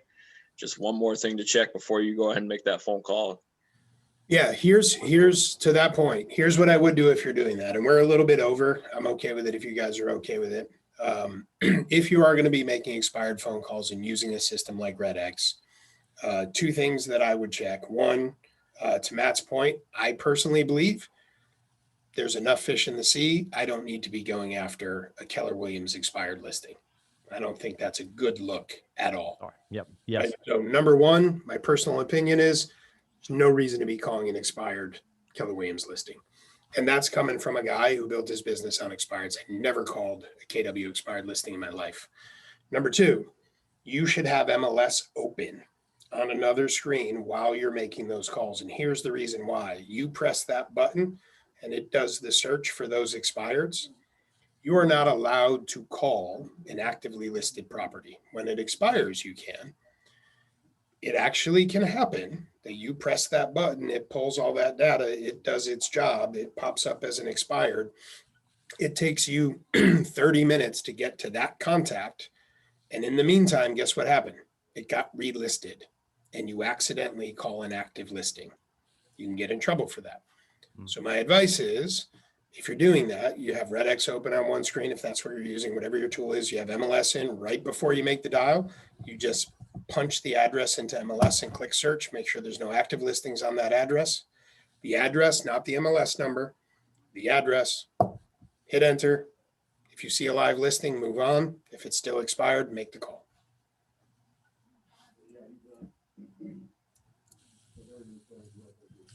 I don't know the pricing on RedX. Yeah, it's all over the place. I used it when I was an agent, but I have no clue at this point. But if you go to redx.com, that's probably the website. You should be able to get pricing. And there are other ones as well. Matt, Stands quick for Real Estate question. Data Exchange. That's what it stands for. Go ahead, guys. Matt, quick question. Can you send written notes to these expires and cancel people? Can you write them a note or send them a hello note or something?